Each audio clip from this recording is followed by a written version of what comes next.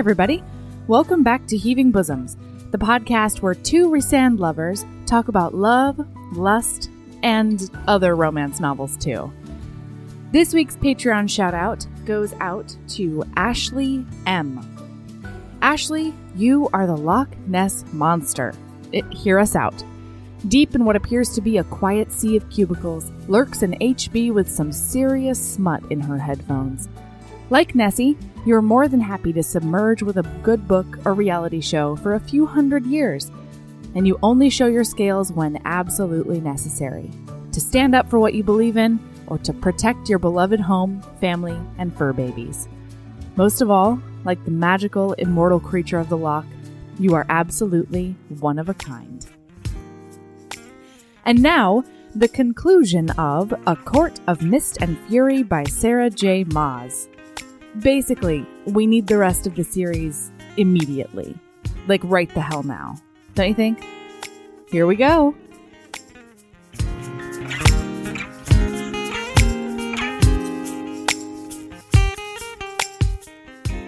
Hi, Erin. Melody. How are you? Great. I'm so excited to be doing the last half of A Court of Mist Acomath. and Fury. Acomath. We're getting our Acomath on. I never could think of the right acronym for the Acomurfs. I know. Hey, Erin, ask me what I did for myself yesterday. I will, but you better make it snappy because we have 5 hours of Acomath to get through. We do. Are you ready? Yeah. Okay. What did you do for yourself yesterday? Oh, I don't know. I just got myself a little IUD. Oh, no! Are you okay? Yeah, it was great. Okay. When she was describing the procedure, she was like, all right, you're going to feel a touch when I do the betadine on your cervix, and then you're going to feel a cramp, and then a cramp, and then a cramp, because I'm doing these three things. Oh, you know I'm familiar. Yeah. And so I was like, oh man, like I'm super, super done with pain in my pelvic region lately. Like I'm just over it right now. It's too soon. So I'm laying there going, all right, I can do this. I've done worse. And then it was nothing. Yeah. I was like, this is the nicest cramp I've ever felt in my life. Mm-hmm. Like it's not even a cramp. It was great. I don't know if every woman will have that experience because most of you have not just birthed a baby. Well, let me tell you a story about my vagina. Yeah, you went through some ish, huh? I haven't had a child, and I decided to shove up one in my uterus. Yeah. And they couldn't get it up there. Oh. This doctor was like, you can come back and we can dilate your cervix as if you're having a baby to shove this thing up here. And I already been laying there for like an hour while they tried to get this thing in. So I'm like, I'm over it at this point. Yeeps. She's like, so either we can do dilation or we can just try to stretch your cervix as far as it can go and it's going to hurt real bad and we're just going to like do it. And I was like, let's do this. Give me some leather to bite down on and like, let's do this. You Scottish Highlandered it. Yeah. Yeah, but you know what happened? Jamie Frasered it. What happened? I told you about this, right? Yeah. I told you write this. This is what this episode's going to be, guys. It's so early. Guys, it's like 5 a.m. over there. I don't know why I'm having so much trouble this morning. Anyway, they fucking punctured my uterus. They just drove a hole right through there. And then they didn't notice for like months. And I kept coming in for debilitating pelvic pain. Like, ouch, ouch, ouch. I can't stand up. And they're like, we don't know. One of the side effects is a lot of pelvic pain. Oh, my God. No. Hole. There's a hole in there. Much pelvic pain. You're not supposed to live through constant pelvic pain. And I think that's one of the things about lady medical care that drives me crazy. Like, not only are we conditioned to just deal with whatever happens, but they're like, if it's lady pain, then it's probably par for the course. And I'm like, stop it, medical professionals. Just because you can't explain it doesn't mean that it's not real, that that it shouldn't be happening. Anyway. Well, it was actually the cult that helped me realize that I had a punctured uterus because somebody mentioned that they couldn't get an IUD or their doctor didn't recommend it because they had a backward-leaning uterus. Right. And I was like, I have a backward-leaning uterus. And then I Googled it and it was like, puncture's real common. So then I went back in. Well, actually, I went to another gynecologist and I was like, I think there's a hole in my uterus. And she's like, oh, yep, there it is. Oh, balls. I know. So worried. If I ever put a baby in there, its arm is going to pop out or something like that. I don't, as you guys know, I don't know a lot about my own anatomy, but I'm pretty sure that's how it works. That's roughly how it works, I'd say. Yeah. My understanding is they kick.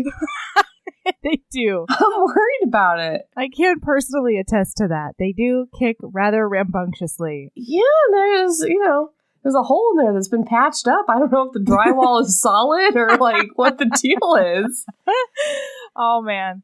Well, I don't know what you opted for. I opted for a hormonal one because I want to decrease the amount of periods I have per year because I found that a lot of my mood... You want to get it on every day? What? Oh, no. A lot of my mood issues really center around... We had this talk last year. I was like, I'm pretty sure I have PMDD, so I need to I need to try to decrease the amount of the year that my hormones go out of whack because, Anyway, so that's what I did for myself. I'm hoping that it goes real well. And, if not, I'm sure you'll hear about it on the podcast. Yes. And just quick mention, I'm sorry, I just want everybody to be able to benefit from my horrible experience. Yeah. I went with the copper IUD because we were trying to get rid of hormones for me because we were trying to stop my weird stroke migraines from happening. And that was a bad idea. And I promptly gained like 30 pounds and became a crazy person. And then I also had a hole in my uterus. So like... Because of the copper IUD? Yeah. Interesting. So that there were no hormones. Yeah. But I think, I'd been on hormones since I was like 14 for hormonal birth control. Like, why did I think that was going to be a great switch for me and I was going to feel even better and be awesome? Well, I don't know. I mean, that's what a lot of people say. I mean, I actually looked at the copper IUD first and they were like, it's not going to change the fact that you have a period every 3 weeks as your normal cycle. And I was like, oh God. Right. I would like to change that. Right. I want to get rid of that because I can't spend 2 weeks every 3 weeks an absolute depressed mess. Like I can't do it anymore. So yeah, that's why I went to the hormonal and we'll see how it goes. I'm sure it'll be great for you. I'm sure it'll be lovely. I hope so. I mean, if the insertion has anything to say about it, it's going to be smooth sailing from here on out. See you in 3 years, bitches. Well, there's never been a time where the two of us have been the same at anything. So I'm sure it'll be a completely opposite experience. Your uterus will be completely opposite from mine. That's true. Okay. We have to get into some math. We got to get into some romancing with the Night King. You know what I'm saying? I do know what you're saying. Excellent. So, when we left off, they had just been to the bone carver. She had laid her heart bare. Rhysand had learned some things about how she followed a tether back to home. Back home. And that was the only reason she didn't die in the darkness. So she had that tether and she pulled on it. She pulled and he pulled back. And then he tried to kill Amarantha with a knife. And then all Tamlin did was grovel and cry. And then she went home with him. So anyway, that was last book. Tamlin got pissed and tried to kill Bertha. But only after... What's-her-face died, though. Yeah, he didn't I just want to give Tamlin, a smidgen of credit. He did do so. Didn't he ultimately kill her? Or he According did something? to this book, he did literally nothing. Every time she recalls what happened under the mountain, Tamlin just... he might have roared. I swear Tamlin did something, but it was, way too late. Yeah, maybe. But, anyway. Rhys was, sneaky and, behind her with a knife. Sure. You know what? I'm just not in a place where I can give Tamlin any benefit of the doubt. I just can't do it. So that's where my brain my is. Friend. Okay, here we go. So, Rhysand, they're back at the townhouse after seeing the bone carver. And Rhysand asks her to be his emissary to the mortal realm. It's the first time he's, given her a title. And she has something to do. Because basically it means that they're going to have the meeting at her sister's house. Right. He's like, I really want to do this at your sister's house because it's the only building I know that's on the other side of the wall. So you're my emissary to the mortal realm. Would you mind asking your sister if we can use her house? Thanks. Yeah, because they need to meet with those queens. I've been spelling queens, Kweens, in R or Z in all of my notes. Mostly... for the Golden Queen. Yeah. Mostly for the Golden Queen because I think she needs more glory than she gets. All right. Yes. So then he's like, you know what we should do though? we should test whether or not you can be a bloodhound for things that are tied to High This Lords. is straight bullshit. This is straight bullshit now I love it. and when we know everything. So Rhysand's like, listen, there's this god lady who lives in the forest who eats souls for a living. That's her whole thing. That is Actually, her whole I job. don't even think he tells Feyre that. He's just like, she's an old lady. It's fine. No, he's like, she's the scariest thing ever, but you gotta get tested. Get tested. All right? Ridiculous. He's like, we need to figure out if you can locate objects that belong to all the different lords because of all your different, multiple spit powers. Okay. Right. And they need to be able to detect the book that's in the summer court, which is tied to Summer's magic. So that's what's up. Sure. Yeah. So we're going to send you into this house with this deadly god of soul eating and see if you can and she will know as soon as you walk in that you're in there, and she will want to murder you with her soul eating mouth. Yeah. Her gaping maw of a soul eating mouth. And then she's going to weave your body into fabrics. Yeah. Would you mind grabbing something in there that's mine? I'm not going to tell you what, and then getting out of there. Thanks. This is ridiculous. And we find out later. Should I just spoil it? Let's just spoil it. Yeah. We find out later that the reason that he's sending her in there is that his mother willed him a ring, like an engagement ring. A real important family heirloom ring. It's a good one. It's a nice ring.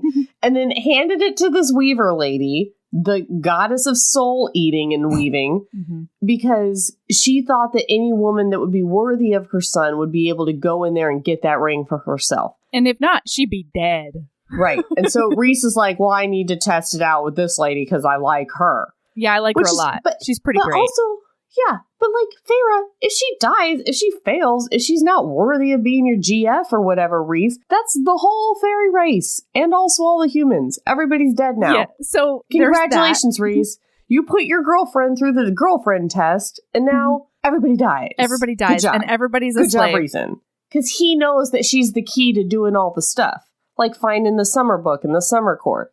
Right. And idiot. Well, I also love that he does this like while she's firmly PTSD'd. Oh yeah, she's not in best shape. 100%. At all. And he tries to spin it later as like look, you lived through it. You did it. You mastered your panic. Yeah, now you know how to cure your PTSD from the inside. Bullshit, Rhys. It's so good. But here's the thing. Like every other total plot flaw in this book, I'm like, I know what you're doing, Sarah. Yep. But I'm good with it. Give me a spoon. Fine with it. Really like that weaver. For the first time in my life, I want a bigger spoon. Yep. Yum, yum, yum, yum, yum. Okay. Give me the biggest spoon. Right. So they go to the weaver. It goes sideways real quick. She gets the ring, but then she has to climb up a chimney that is coated in human and other fairy fat because the weaver boils people down up in there. The roof is human hair. It's made of hair. She shimmies up this chimney to get rid of the weaver. The weaver lights a fire in the fireplace. She's already like opened up her mouth and there's like no teeth and it's like a gaping hole and she's like unhinged her jaw and tried to eat her soul. So it's already pretty scary up in here. She is maneuvering up the chimney trying to get out, realizes that the chimney is coated in human fat. Then this bitch lights a fire under her. So now it's cooking. And then she's then she starts banging on the thing and throwing bricks from the chimney down. Oh my God. It's actually a really good move. Hits her in the face, which apparently is how you kill a god. Throw a brick at the whatever, Sarah. It's fine. But she stops. She stops for long enough that she can hightail it out of there. She jumps from the hair thatched roof. And that hair is sticking to the fat all over her. You can't skip over the fact that she's covered in the human fat and oil, and then she rolls down that roof and just gets all the human hair the roof is made of just stuck to her. Yeah. And then all these fairies have the nerve to be like, gross. Yeah, you smell so bad. Actually, I think one of them is like, barbecue, delish. Anyway, so she runs over, like she runs through the trees, like in the tree tops, because she jumps from the roof. And Rhys is just like lounging a long way away, being like, hey girl, you did it. If he gets too close, and she gets that ring. If he gets too close, then the Weaver's gonna know he's there. And I'm like, who the fuck cares, Rhys? The Weaver knows your girlfriend's there. Help her out. Yeah, no, I know. But no, she needed to feel empowered. So, can I just say, before all of this, we got to hit the romantical parts. Because before all of this, he helps her get ready and he helps her get dressed. Oh my God, it was so good. Oh boy, he has her step into this belt of knives and he's kneeling in front of her and she's like, oh, this is nice. Oh yeah, do it. Uh-huh.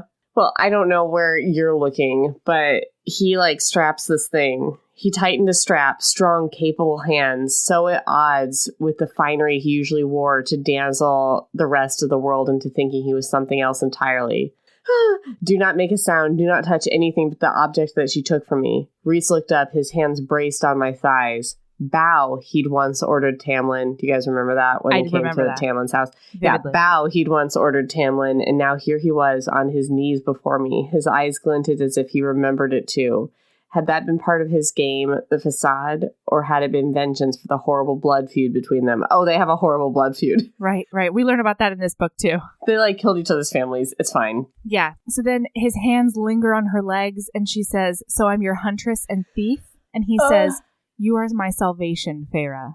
Salvation. And then on the way there, they have some great flirty, fun banter about, like, he says something about, like, wait, I got it. Oh, so, okay. On the way, he says that Cassian tried to talk him out of taking her. Yeah, because Cassian's smart. And that Cassian might just want to fuck her. That doesn't mean he wants to fuck her. That just means he's a smart person. He's like, hey, don't murder her today. No, but listen, he doesn't mean that. So he's like, Cassian might just want to fuck you. Uh-huh. And she's like, ugh, this is just stupid. And he's like, you could, Rhys said, holding up the branch of a scrawny beech for me to slip under. If you needed to move on in a physical sense, I'm sure Cassian would be more than happy to oblige. Bullshit. And she thinks this sounds like a test in and of itself. And so she's like, great. Yeah. Send him to my room. Let's do it. And he goes, did you like the sight of me kneeling before you this morning? Ugh. And she knows he can hear her heart start pounding. And his answering smile evoked the silken sheets and jasmine-scented breezes at midnight. Love it. And then she realizes, that he's trying to distract her from this horrendous thing he's asking her to do and, make her angry so that she doesn't freak out. And they do the whole Weaver thing. She gets away. And then, since they haven't heard back from the summer court, they decide to go down to Nesta and Elaine's house in the mortal realm to send a message to the queens and ask Nesta and Elaine if they'd help. Yeah. It doesn't go great. I mean, it goes fine. Nesta's real pissed about literally everything, as usual. Well, Feyre walks in. I guess these two, did they not know she was a fairy before this? No, I guess they didn't. They did not know. So Feyre walks in and immediately Elaine, the weepy one, is real weepy about the fact that Feyre's a fairy now. And Nesta's real pissed about it. And they do not get over it in any kind of way. No. Feyre's very I'm sorry. I didn't ask to be a fairy. They saved my life and made me a fairy. I was going to die. And both of these stupid sisters are we would have preferred that, basically. Sorry. Wish you were dead. No, Elaine's not like that, but still, it's very tense. No, it's really weird. And then they decide to stay in two separate rooms, and Rhys is sleeping on the floor in Feyre's room, and they have the cutest, saddest, sweetest conversation at bedtime, where she gets into bed, and it's already warm, and she's like, oh, wow, thank you, Rhysand, because he magicked it into warmness. Yeah, which, that's a great quality in a man. If you can find somebody who can magically warm your bed for you, it's great. I need to get Michael into magic lessons or something, because it would make him the perfect man. But his response to that was real weird. No, it wasn't. It was really I found it sad. To be very weird. Oh, he's basically he actually says, wow, in all the 50 years that I was under the mountain, Amarantha never thanked me for that. Yeah, she was also murdered all your friends. Yeah. The thing that you're a little bit sad about now is that she never thanked you for making her bed warmer. Why were you even making her bed warmer then? If she because didn't give he a had shit, to be on her good side. Yeah, but if she didn't give a shit about it, then why keep doing it? The whole thing is to make sure she trusts him and is happy. if she's like not giving a shit about the warmth of the bed. No, I don't think that it's that she weird. gave a shit. It's that she was always so entitled to it. That was my read on it. I just feel like she raped him for 50 years and murdered all of his friends. Maybe he could find something to be weepy about that's not that she didn't thank him every night for magically warming her bed. I thought it was very weird. Anyway. But I did I think they had a little conversation about lingerie that was really cute here. Oh, yeah. Because I think he magicked her some pajamas because they didn't plan to stay the night. And he's like, yeah, I magicked you those like lacy underpants, if you wouldn't mind throwing those on for the night. And she's like, ha ha, give me some pajamas. Yeah, it's really sweet. Okay, so the next morning, they're like, we don't really have much to do, so let's go into the woods and train. Let's train your powers. Oh my God. So they're training powers, and she's like, okay, I can't focus with your sexiness all around me. You're too sexy. You're too close. You're too sexy. You're too That's sexy. Right. Yeah. So take your dark self back to the house, please. And he's like, yeah, cool. I'll great idea. Great idea. Actually, great idea that you had. Counted on this happening. I'm the worst. And so I'm going to peace out. Bye. And all of a sudden, she gets ambushed by the Adder. The Adder killed Claire Better, who did all the bad things. That was kind of Britain if you haven't read the book. Adder is real mean and real murdery and nearly murders up Feyre. But then Rhysand is all like, well, basically they capture the Adder and like the Shadow Singer guy, he's gonna torture him and stuff. None of this matters, except that Azriel is slinging shadows all over the place. That's the Shadow Slinger. Sure. But like, this doesn't really matter to the plot, except that Rhysand was like, oh yeah, I left you alone in the woods for bait, basically, because I wanted to see what the Adder was sniffing around and I wanted to grab him. Come out of the woodwork. And she's like, what the actual fuck, dude? I'm glad she was pissed. Oh, yeah. Because after he told her about the ring at the end, I would have been like, excuse me? Like, I'm sorry. She took that really well, didn't she? Yeah, because the thing is, he folded it into a lot of other love shit, so she didn't even notice. But, like, I'm real glad she was at least pissed about this one, because, like... Yeah. There would have been screeching breaks in my mind. Yeah. And honestly, she trusts him enough that if he was like, hey, listen, Feyre, I'd like you to do a danger thing and get used as bait in the woods, she would have been like, yeah, I'm game. Into it. Yeah. Yeah. And so she flips out because she's like, you're doing the same thing that Tamlin did. Uh-huh. You're keeping all of the information from me. And that is not okay. And it's more danger. Also, bad. More dangerous. You're going to get me killed. So she attacks him. She manages to winnow. She manages to do a bunch of stuff. She beats the living tar out of him a little bit. Yeah. Winnowing is fairy speak for apparating. That's and now Feyre can do it. Yeah, kind of. She can only do it. She can't replicate what she did, but she did it the one time. She can't winnow a whole fucking army across fairyland. That's for sure. That happens in the third book. As Rhysand winnows one by one an army. Yeah, that happens. Don't look at me confused, because I looked at the book confused for like the 200 pages this was happening. It was crazy. Anyway. So wait, it is a little bit crazy because as she's fighting with him, she pushes him and he goes back like really far. And it says that she was surprised at her strength because she forgot. And that's what she thought. And then he says, yes, you did, Rhysand snarled. Yeah. Reading the surprise on my face, that icy calm shattering. You forgot that strength, that you could burn and become darkness and grow claws. You forgot. You stopped fighting. Oh. And then she remembers how to fight. And that one echoes around in her brain for a while. And then as the reader, we think like, oh, Rhysand did this whole thing on purpose to provoke her so that she would know her own strength and her own power. But like, no. Delicious. I don't give you that much credit. You know what? I swallowed it hook, line, and sinker. And more than that. Oh, yeah. She tackles him to the ground and she tells him not to use her as bait ever again. But more importantly, she feels how big he is under her. Penis-wise. Well, also full body. Yeah. But also penis-wise. But also in the penis region. So they send a message to the queens and fuck off back to the night court. And which they could have done I guess they asked Elaine and Nesta if they could use their house. Yeah, they had to formally ask and all of that. Yeah. So she's up at Valaris, and Rhysand goes down to the Night Court to deal with the Adder and to see what Azriel is up to with the Adder. And he comes back, and she's like, what happened? He asks her if she really wants to know about all of their tactics. And she's like, yes. And so he lets her go into his mind. And he shows her a whole scene about how he's feeling with the Adder and how, you know, they torture the Adder and blah, blah, blah, blah, blah.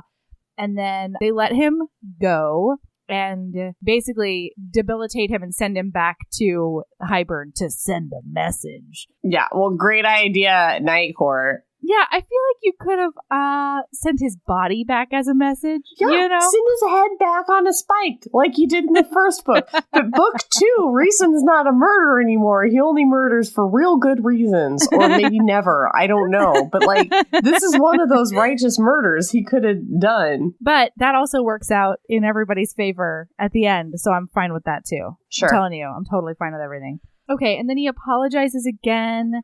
And she asked him to take her on the town. And everyone goes to dinner. And she says the food makes her start feeling, quote unquote, awake for the first time. Mm-hmm. And then everybody else goes dancing, and she and Rhys walk around. And she hears some music at a cafe and realizes that it's the same tune she thought she hallucinated in her cell under the mountain when she was like breaking, when she was mentally broken. And then she looks at him and she's like, You sent me that music. Why did you do that? And he's like, it's the only thing I could think of to keep you from just completely shattering. Yeah. And, it is so perfect. And she's like, thank you for everything you've done for me. Thank you for Under the Mountain. Thank you for being so sexy in my presence all the time. It's really, I just appreciate it so much. Again, I ate it up, but also he could have just made her be happy.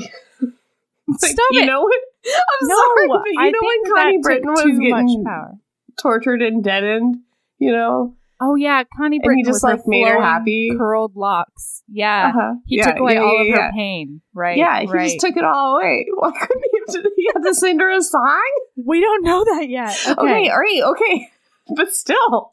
So they start flirting via vanishing letter when they get back to the house. It is so hot. So he's like, you should come tend to my wounds from this morning. And she's like, go lick your wounds and leave me alone. And he responds, I'd rather you lick my wounds for me. And then her heart starts appropriately racing. And then she's got like, a big old crush on the Night King. Big old crush. And she's like, where would you like me to lick you? And he goes, I'd be fine with everywhere, but I can give you, he's basically like, I can give you direction if you want. And then she says she hopes his licking has improved since it wasn't very good under the mountain. And she, and then in her internal monologue, she's like, I am such a liar. Because he did the most to keep her alive and sane. And then finally he's like, Feyre, I would love to prove you wrong because people have told me that I'm pretty much expert level. And then I died. This is my ghost talking to you. And can I just, I got a bing boom bong something real quick. Bing boom bong. Yes. Slow burns with melody. Because this is a slow burn. This is a slow burn. I usually don't like slow burns, except when I'm sizzling. It's gotta burn. Except when my face is melting. Then I'm like, yeah, give me all the slow burns. And this is face meltingly good. The fuse has to be lit. You can't just stare at the fuse for 300 pages being like, should we light it? No, it's gotta be lit the whole time. That's what a slow burn is. That's right. And like, I realized I was having the same physical reactions that Feyre was every time she got a note back. I realized that when she clamped her lips shut to keep from smiling, I had not only clamped my lips shut, but I had one hand over my mouth. Oh yeah. And then when she clenched her knees together, y'all best believe I was doing the exact same thing. So anyway. It's hot. It's super, super duper hot. And for that, I will forgive all plot holes. That's right. I don't even notice that. What plot holes? I refuse to listen to you. Fair. Understood. Yeah. Do you remember that time we were texting and I had sent you a screenshot of something and you were like, oh, that's full of spoilers because now you know who the couples are. And I told you, oh no, I just decided to forget the names that were included because then I won't know. My mind. It was this season, all the different magicians that are sleeping with each other on the magicians. And it was like all their names spooshed together into a hashtag. Yeah. And she's like, oh, I just decided not to notice which names were spooshed together. I'm like, what is your life? Like, the idea that you could not notice, there's only 7 characters, which names are spooshed together. Second, that you wouldn't sit there and like fixate on them to find out. Nope. Blows my brain open. Nope, I don't understand any part of you. Yep. Nothing. Don't get Sometimes ADD really comes in handy. I can just decide to get to not care. Okay, so then she decides that she's going to train with Cassian. And, oh man, as she's like boxing with Cassian, Rhys and Azriel are sword fighting without shirts on. And it's like cling, clang, pectoral muscles. Swoosh, hot tattooed torsos. Duck, cling. Is that? I don't remember this scene. Oh yeah. No, that's definitely how it was. Perry, step back. Oh, look at the sweat going down his arms. Don't use sword words. We're gonna get emails. Perry, look at you. Yeah. Stab, swing, lunge. Yeah. Mm-hmm. And then she sees the painting she would create. So then Cassian asked her about the letter. She wrote a letter to Tamlin. It was like, Tamlin, you were abusive. I'm not coming home. I'm really, really happy now. Move on with your life, basically. Yeah. Mm-hmm. Thank you for everything that you did, because she was trying to be diplomatic, and she's also still a little bit in abuse time. Yeah. Oh, man. And then this scene is so cinematic because she's doing like boxing repetitions, like 1, 2, 1, 2 with Cassian. And she has the most beautiful breakdown in between all of it. She thinks about Tamlin. She thinks about Under the Mountain. She thinks about the fairies she killed. And all of a sudden she realizes that she has burned through her gloves and the pads, and Cassian's just barehanded, ready to take the next blow. He's just good with it. He's a good friend, Cassian. Good buddy. Yeah, and she's sobbing, and she's like, it should have been me. And then Rhys comes over, and he hugs her, and he wraps his wings around her. He wraps his wings sweaty wings, his sweaty citrus scented. Yeah, because he's been doing his swords. Sling, cling, clang. Oh, sweat. Sling, cling, clang, sweat. Yep. And then he tells her that she'll always feel that way, but she can use that feeling for good. And then he talks about losing his mom and sister. He's like, I felt the same way. Tamlin murdered them dead. We don't know that yet, but right. But that's why, though. And Erin, he's always building her back up. He is. But he's also tearing her all the way down. You know, shut your mouth. Shut your mouth. With it. I just want to say it out loud, but I'm good with it. Okay, so then we go to the place that I think I like best. Yes. Summer Court invites them to visit. It makes me go full Muppet. It has the best climate. It has ocean everywhere. It has my favorite color palette.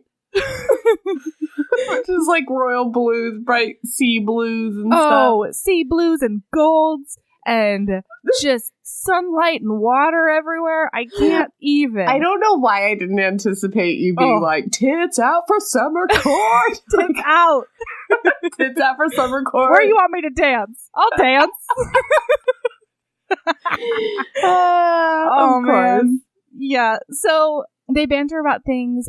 Oh, because they like went out again, and she had been watching him at a bar and like watching who was going up to them and who was inviting him back to their bed and all of that, and it was really good. And she was like, he didn't take anybody up on their offer that I know of. And then as they're bantering, he says she's territorial, and then she's like, you haven't been able to stay away from me since the calamari party. Yeah. Oh, it's so good. But they're like running a game, because they're like in the summer court because they want to find that book, but they don't want to tell summer court guy. Yeah, wait. I'm sorry. So I skipped ahead a little bit. We do have to do one thing first. Yeah. Because we need to go to the moment where they're about to winnow to summer court. Okay. Because this is not important to the plot or the romance. I'm putting a call out to the listeners. All right? Okay. here's what happens. Rhysand is standing there with Amren, and he's real salty. And he says that Cassian and Azriel, quote, took him for all he was worth in cards the night before. And then he says he's only a sore loser when his brothers tag team him. Now, all you ACOTAR dirty minds out there, They're not real brothers. I know that there is fan fiction out there that you can... They're not real brothers. It's not cousin stuff if they're not related. That's right, but it can be it can be if you need it to be. Erotic scene between Rhys, Cassian, and Azriel over a poker table, or a fairy poker table. Do I care? No. But if there is fan fiction that you know about, please email us at heavingbosoms@gmail.com. You need to be a good friend, all right? This is how you can be a good friend. Thank you very much.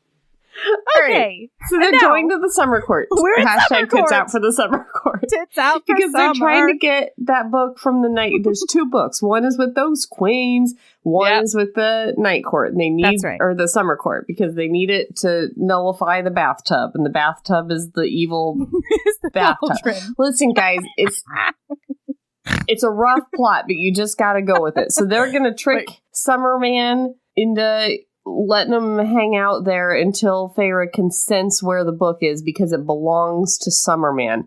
Yeah. She will somehow be able to distinguish it from all the other things in the summer court that belong to Summerman. You know, which is everything. Exactly. No, different. Because when she went to the Weaver, she was like, I'm in the Weaver's house. I am going to find the one thing in here that belongs to a Night Lord. And she was like, and like made her brain reach out to all the objects and test them and be like, is this a Night Court object? No. Is this a Night Court object? No. But then when she said the summer court, she's reaching out to all the objects and being like, is this a summer court object? It's more than that, because she's also reaching out to the cauldron. It's more nuanced than that, Erin. And I guess it must be. Okay, so wait. So they meet Tarquin, the High Lord of Summer, and real hot. Hot and sexy. He's a youngin', and he's got this beautiful dark skin and white hair. He's not a youngin'. He's 80 years old. Yeah, but he's not like 15. He's old enough to be sexy. Oh, yeah. Gross. Yeah, well, when you say youngin'. Ew. I'm saying like he's her age, but in fairy time. Yeah. Okay, so Tarquin can't stop looking at her. And she doesn't hate it. Yeah. And then he says that he's throwing them a party on his quote-unquote pleasure barge. Okay, let's review. Best climate all year long. Best color palette out of all the courts. Plus a pleasure barge? Like, permission to come aboard, please? Because I'm into it.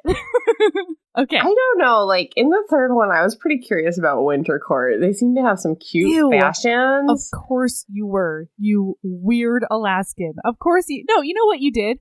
You looked at what they were wearing, and you were like, I know that the Swedish fairies are wearing that right now. Like, I just know it. Oh, because God, apparently you guys, all Alaskan fashion is like the latest hot thing in Sweden. Because Arctic fashion. Yeah. Like, there's a whole other Arctic fashion, I don't know how to say it, like, culture. Where we're like, ooh, those are the sorrel boots the Swedes are wearing these days. Oh my gosh, is that the new Shkoop? Oh my gosh, I need that quilted mini skirt. Pardon me? Just get out of here, quilted mini skirt. Nobody should be wearing a mini skirt. It's down. It's like a jacket, but it's a skirt. Quilted mini skirt. What's great is they're all like Swedish names for things. Like, girl, you got that Shkoop? I can't. Shkoops. Okay. It's going to be my lady love. Get ye Shkoop. Don't, you guys. Don't do it. Yeah. But, it's definitely like seasons ago. I mean, you're 5 years late on the Shkoop. Yeah, everyone has one now. Yeah. Not in Wisconsin, but in Alaska and Sweden. Well, they're not Arctic. They are lately. Okay, so he comes to her room. Rhysand comes to her room after they're all unpacked and everything. And he's like, man, I really hate doing this because I actually like Tarquin. And so please don't get caught. And also, he looks at you a lot. So, what do you think about that? Use it. Use your sexiness, like the Slytherin you are. And she's like, ugh, this again? First Cassian and now Tarquin? Like, what the fuck is wrong with you? But meanwhile, like, he's flirting with all kind of summer court ladies. Not yet. Oh, okay. All right, Not yet. Cool. All right. So, he says, do anything to succeed with the mission. And she goes... Yes. Slytherin. Anything? His brows rose. I breathed, if I fucked him for it, what would you do? His pupils flared, and his gaze dropped to my mouth. The wood dresser groaned beneath his hands. You say such atrocious things. I waited, my heart an uneven beat. He at last met my eyes again. You're always free to do what you want, with whomever you want. So if you want to ride him, go ahead. Maybe I will, though part of me wanted to retort, liar. Fine. His breath caressed my mouth. Fine, I said, aware of each inch between us. The distance smaller and smaller. The challenge heightening. With each second, neither of us moved. Oh boy. They don't. But she does drench him with water, which is really great because that's the summer court's power, is water, I guess. And when she's in the court, it's like more... It's like potent at an 11. Or whatever, you know? But like, listen to that metaphor, how she drenched him with water. Other things are drenched. Okay. So, she's on this pleasure barge. She is sandwiched between hot-ass Summer King and sizzling Night King, Rhysand. You know what? I just want to say this. Speaking of other slow burns that we're comparing this to that are inferior, hashtag Waffle and Peg. That's the one. A pleasure barge would have been a nice addition to that. That seems like something an NFL team would have as a pleasure barge. Does, yeah. If you don't want to go to the club, you don't have to. Pleasure barge. Pleasure barge it up. Pleasure barge. Just putting that out there for any writers who might be writing a sports romance. Get a pleasure barge for your get you billionaire. On a cruise. Yeah. That's right. Okay. Here we are. So she's feeling super pretty. For the first time in a while, she chose her own dress. And she's like, I even like the way I look. I got garlands in my hair and shit. And doing Rhys great. Has not even noticed. He didn't look at me once. He doesn't give a shit. And so she and Summer banter. He wants all Fae to be equal. And she says that it would probably be super easy to love him and even easier to be his friend. And I say, cosign! But she's manipulating. She's slithering. But she's like kind of not. She means that. But like she's slithering. She's trying to get at that book. Oh yeah. She's got to get that book. Through, again, espionage and not magical powers. Okay. She's like, I need you to tell me the exact location of this because I'm noticing that everything here belongs to you. Which really is fucking up my stuff. No, that's not in the book, but that's in my brain because that's a huge problem with the whole thing. Logistics with Erin situation. Like, magical powers with Erin. Okay. Then she looks over and she's like, not only did he not notice my cleavage, but he's sitting awful close to that lady and whispering sweet nothings into her ear and touching on her hand. Yeah, and but she's doing espionage too. No, she needs air. She can't do it. She doesn't like it. She's feeling jealousy and she doesn't like it. So she goes down to a deserted part of the barge and she realizes as the final hour of the cruise goes by that she's waiting for Rhys to come talk to her because she's always waiting for Rhys to come talk to her. Which is so passive-aggressive. Ladies, never go to an isolated part of the party and like cross your arms across your chest and be like, he needs to come talk to me because of reasons. Although, haven't we all been there? Oh, yes. I'm just giving advice to the younger listeners. That's a bad idea. Yeah, don't do that. Just confront people directly. So he does not come talk to her. And as she gets off the barge, she realizes that he has gone somewhere with the other lady who's missing from their party. Yeah. And she doesn't see him for the rest of the night. She thinks to herself that she hopes they go to her room to fuck so that she doesn't have to hear it. Yeah. Because Rhys can fuck whoever he wants and they owe each other nothing and she doesn't care about anything. She doesn't care. Yeah. And they're friends. So there. Yeah. And the next day she hermits in her room all day, doesn't come to breakfast, doesn't come to lunch. She plays with her water animals in the bathtub. Yeah. You're bad at spying, Feyre. Bad at it. You're bad at it. Well, because she set up a date with Summer to see his treasure trove, thinking that maybe the book is in with all the treasure. Because again, he has to lead her directly to the book, or else she's not going to be able to find it. Yeah, you're bad at spying, Feyre. Bad. So she goes down to where she's meeting up with Summer, and Rhys is there because they've just been in a meeting. She looks at everyone and talks to everyone but Rhys. It's a lot. It's a lot of passive-aggressive nonsense. And she takes Summer's arm when they head off, and she feels something on her mental shield that feels a lot like the jealousy she felt yesterday. Yeah. And so she basically just like shakes her booty on the way out and gives Summer a big ol' smile. She doesn't feel the book on the tour, but they flirt, and he talks about maybe she could be like her, she could be his ally, and put a good word in with Rhys because he wants an allyship or whatever. Alliance. That's the one. Yeah. Thank you. An allyship. Anytime. Yep. Pleasure barge with all of my friends. That's an allyship. That is. Wow. Yeah. That's where I went. Okay. Yep. Still on that pleasure barge. So he does give her this real pretty necklace.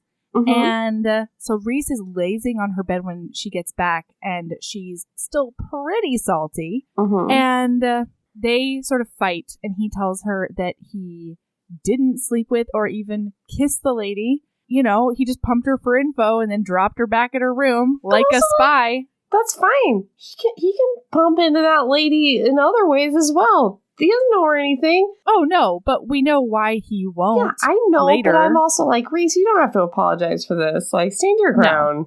No, you don't. You don't at all. No, but he's enamored. So he says that he was really, really jealous because she smiled at Tarquin. Oh. And he heard her say that it would be easy to love him. And he's like, it would be easy to love him because he's easy and life with him would be easy. Whereas life with Rhys would never be easy. No. And he says that Tarquin will never know what it's like to look up at the night sky and wish. And then they do this beautiful toast. She walks over to him and pours him some more whiskey or whatever fairy whiskey is. And she says that, she says to all the people who look up at the sky and wish. And then I think he says something like, dreams coming true or whatever. Yeah. I don't know. It's fucking gorgeous. The dreamers or whatever. And like Tarquin, he just lives on his pleasure boat all the time, and he's just like a pleasure boat person.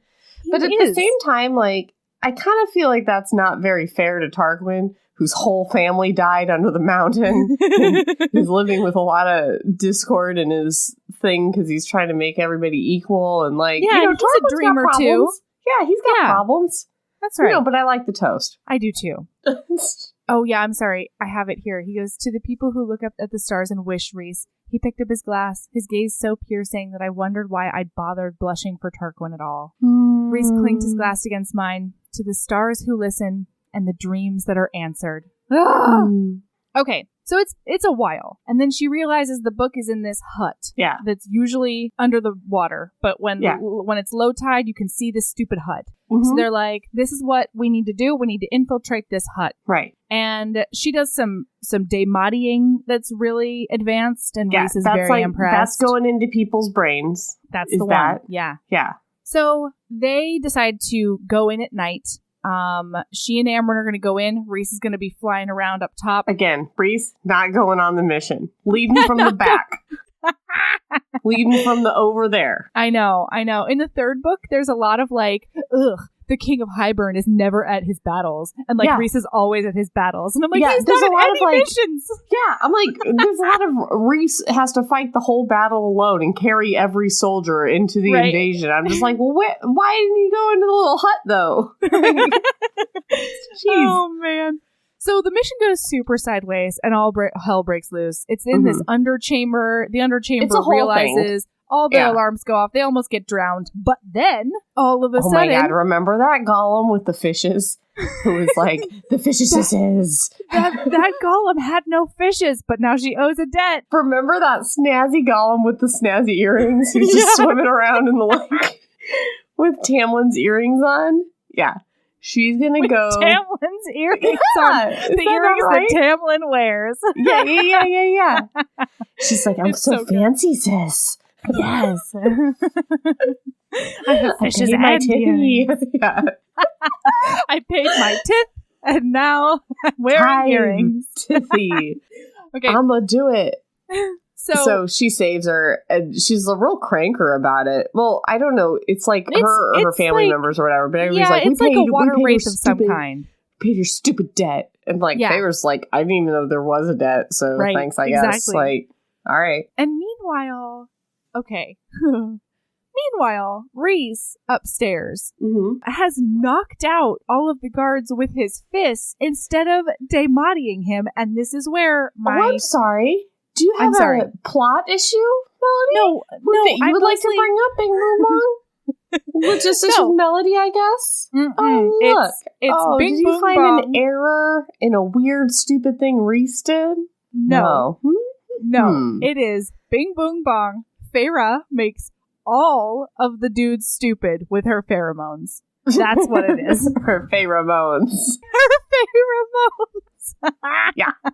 I know that I shouldn't blame Feyre for the stupidity of men. No, but I really think that she's the common denominator. I'm sorry. She is the common denominator. Tamlin gets smarter when she's not around him. He does. And now Rhys seems real dumb.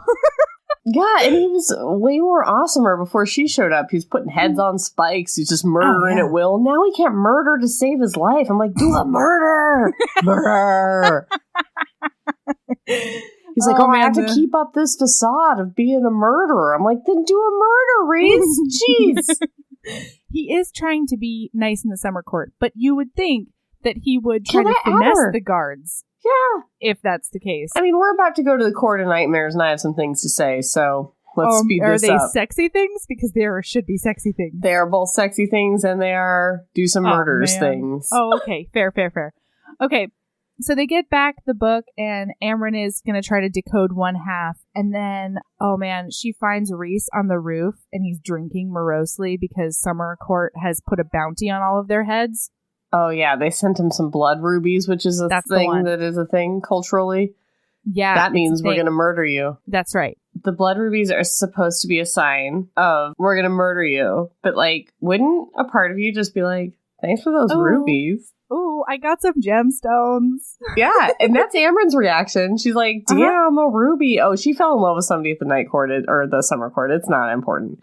Oh, yeah. But she's like, he sent me a ruby. And everybody's like, he's trying to murder you. And she's like, rubies? But look at my beautiful paperweight. I'm a dragon in here. So she starts trying to get Rhys out of his, like, morose mood by flirting with him a little. And she's like, hey, I bet that if I showed up in some sexy lingerie that I saw in a store in Valaris, then he would forgive us. And Rhys was like, oh, really now? Well, maybe I should go help you pick out that lingerie. Yeah. And she's like, maybe. And then Azriel lands. He just bursts in. So she's For a leaving. spy, he sure as fuck doesn't know what's going on down there to not interrupt it. Jeez, honestly, Azriel. So she goes to walk back, and while she's in the hallway, she starts thinking about what that little interlude would be like if they go to the they go to the shop, and then she puts on this red lacy number that she saw, and then he would tell everyone to leave, and then he would crook his finger at her, and she'd like walk over, stand between his legs.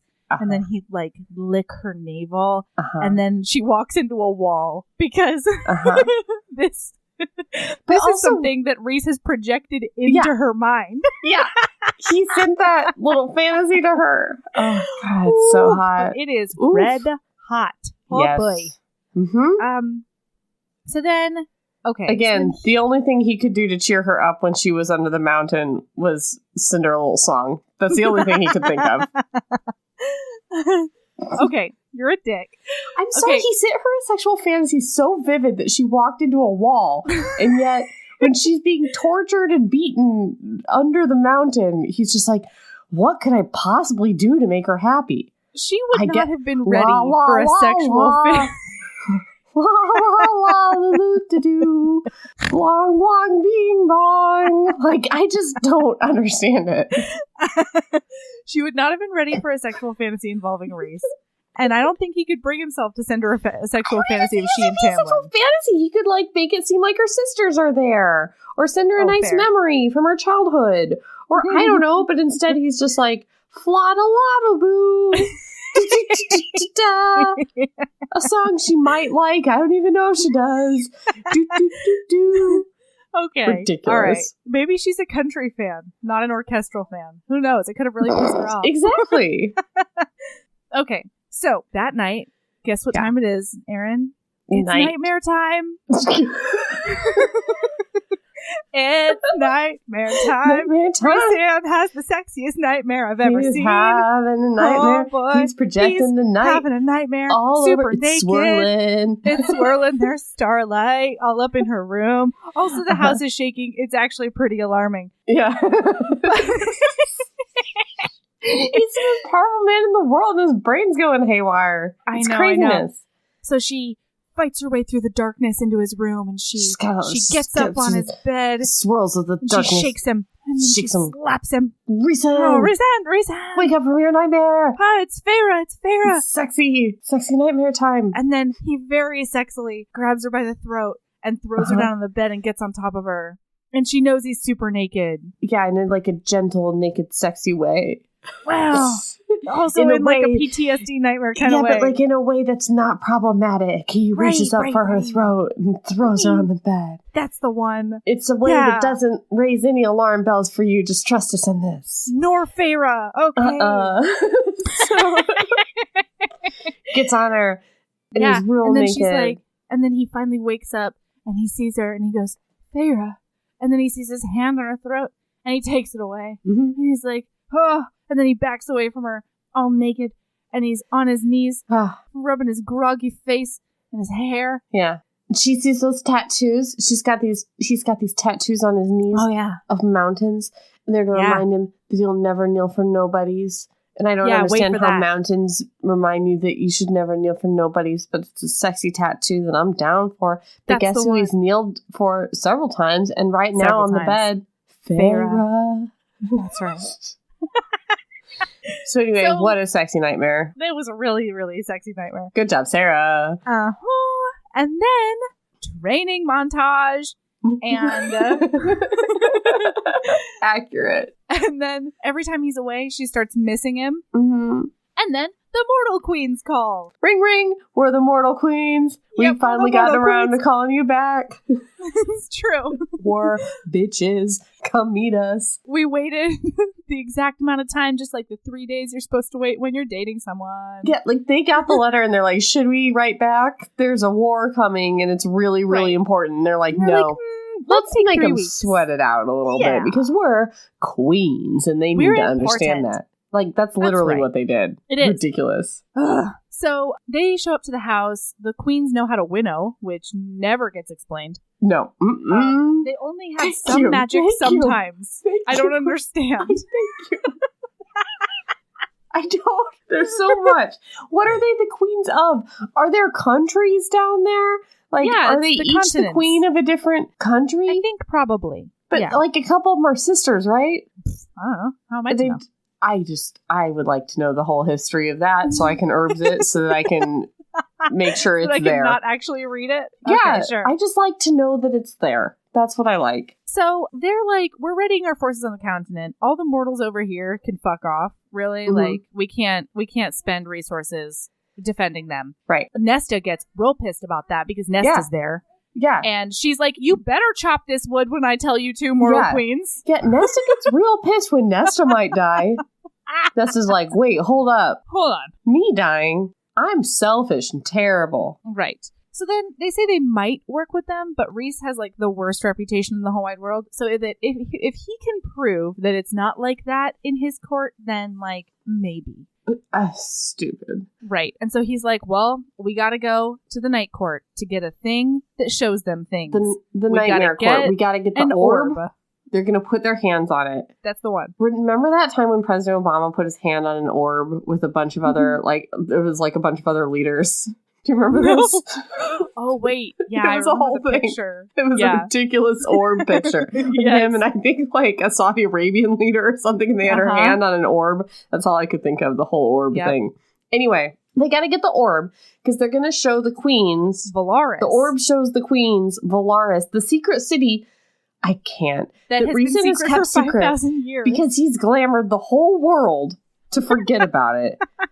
I'm sorry, we'll let the nightmares happen first, and then I'll get back to this. Yeah, but why don't we do that? This plot. Anyway. Okay, so they go back to Valaris first.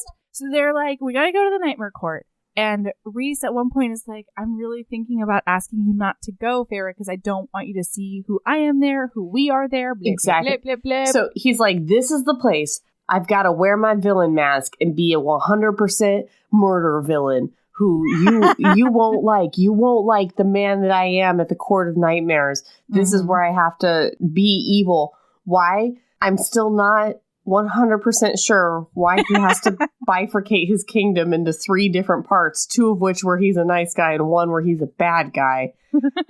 I don't know, but this is what it's going to be. And so I'm willing to accept that huge, humongous plot hole for some murdery Lord of the Darkness. And I'm ready for it. I'm ready for him to just bloodbath. That's what I'm expecting. He's going to be a total dick.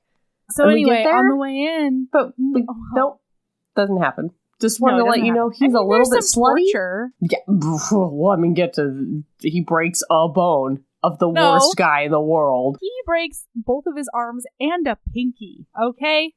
So... Lame.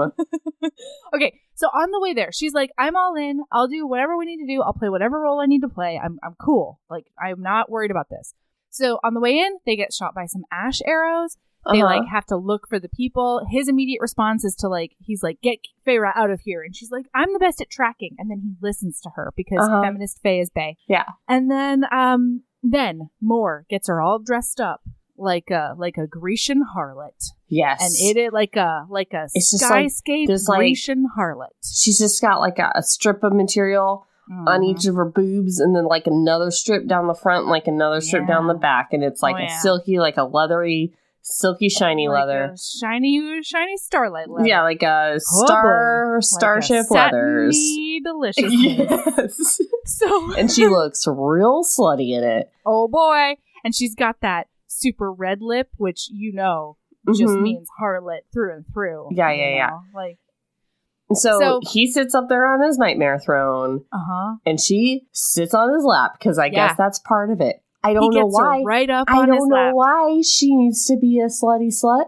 Because they are distracting Moore's father so that Azrael can go into their private quarters and get the orb of truth. Yeah. All right? I don't know why her sluttiness is important to that plan. I don't know. I don't give a shit. I don't care. It's important to the care. guy. It doesn't matter. It doesn't matter. Us to watch this incredibly hot scene where he's touching up on her thighs. He's touching up on her waist. She's like writhing on him. She starts moving that booty all over his erection, which she can feel. Oh, it's so good. It is so hot. It's like the hottest scene I've ever read. It was so good. Yeah. And then at one point, he gets so far up on her thigh that he feels a little bit of wetness that has happened. She's not wearing panties. Of course not. No. And Moore didn't have time for panties, okay? No. Moore could not magic panties onto her. Moore knew what was Moore up. Knew. I know.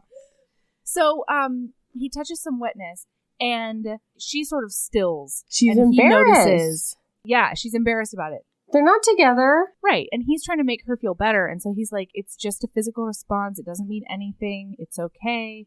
It's totally fine. But she reads that as like him recoiling from her attraction to him. Then she starts wondering if like he's so traumatized from being raped for 50 years that he doesn't want any kind of intimacy with anybody. And it's a whole thing. But it is real hot. So hot, you guys. And then the fan art that Jenny Norback sent me of this scene is so good. You guys Google up and be like, I'm a Google Nightmare Throne fan drawings. Google that up. Boy. Because you want to see it. It's good stuff. Yeah. And then okay. So then he's like, go over to Cassian because we're done here. Like, they've gotten the orb. We're good. I'm gonna keep doing other Night King things. Mm-hmm. And as she's getting down, splatter blood all over the wall. I don't know. Probs. Oh, God. So as she's going past Mor's dad, he says that she's going to get what's coming to her because she's a whore. Yeah. And Rhysand flips the fuck out. Yeah. I thought he was just going to straight up missed him right there. Yeah, but I guess that would be too inconvenient politically. Well, also, what he did to Mor and stuff. I just don't get it. How is it inconvenient politically to, like, murder everybody in the Court of Nightmares? People are completely expendable to Rhysand anyway, or he wouldn't keep them in the Nightmare Court. They keep up the facade. He doesn't care about the babies growing up in the Nightmare Court that are going to be nightmare people. He doesn't care. Missed him. Do it. Okay. So anyway, instead he breaks all the bones in his arms and a pinky. And he forbids him from going to a healer. And then after the rest of it, he winnows them to a lakeside because he wants to apologize to her, like, by himself.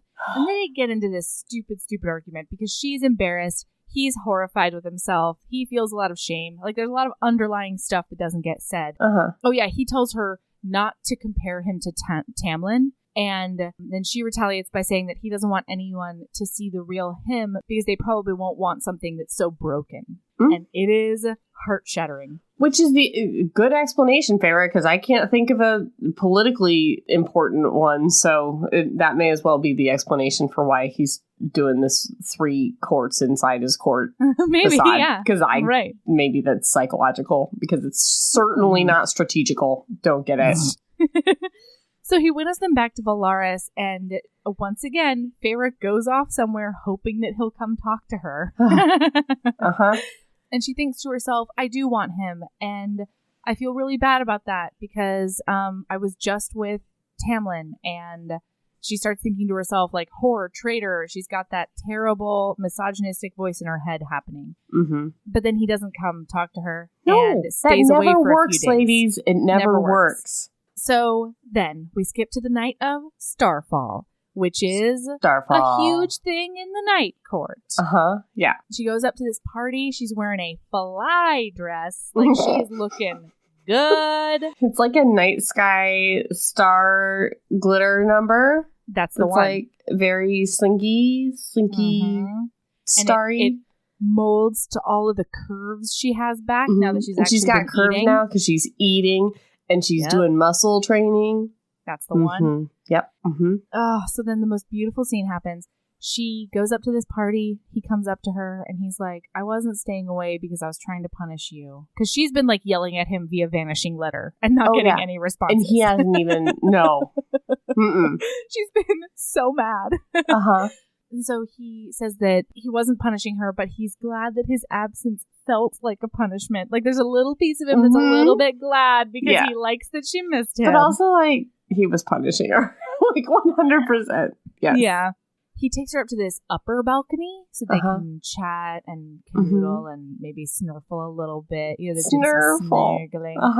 And all of a sudden, there's, like, these comets going up in the sky. But they're not comets. He says that they're spirits. Now, this is hilarious to me. I gotta do a quick side note. Yes. Because he's like, there are less and less every year, and we don't know what's happening to them. And then all of a sudden, they're up on such a high balcony that Feyre gets whacked in the face, and a spirit splatters all over her. Yeah. And then a spirit splatters all over him. And I'm like, that's probably what's happening to them. Yeah.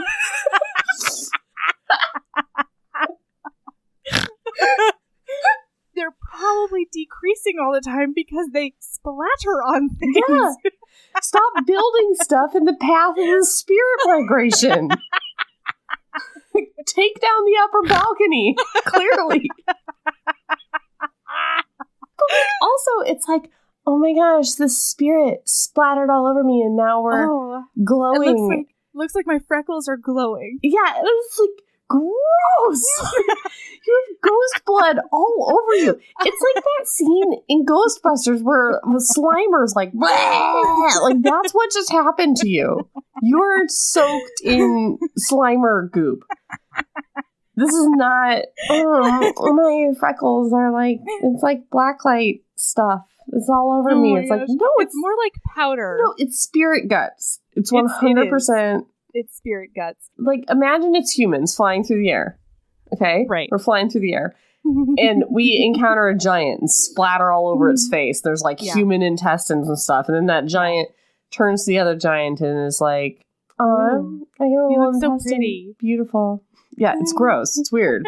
Okay. So anyway, she laughs and she starts playing with the stardust that fell on his hand. Gross. And then she like basically uses it to paint the shape of the like comets above. Yeah, with ectoplasm or whatever.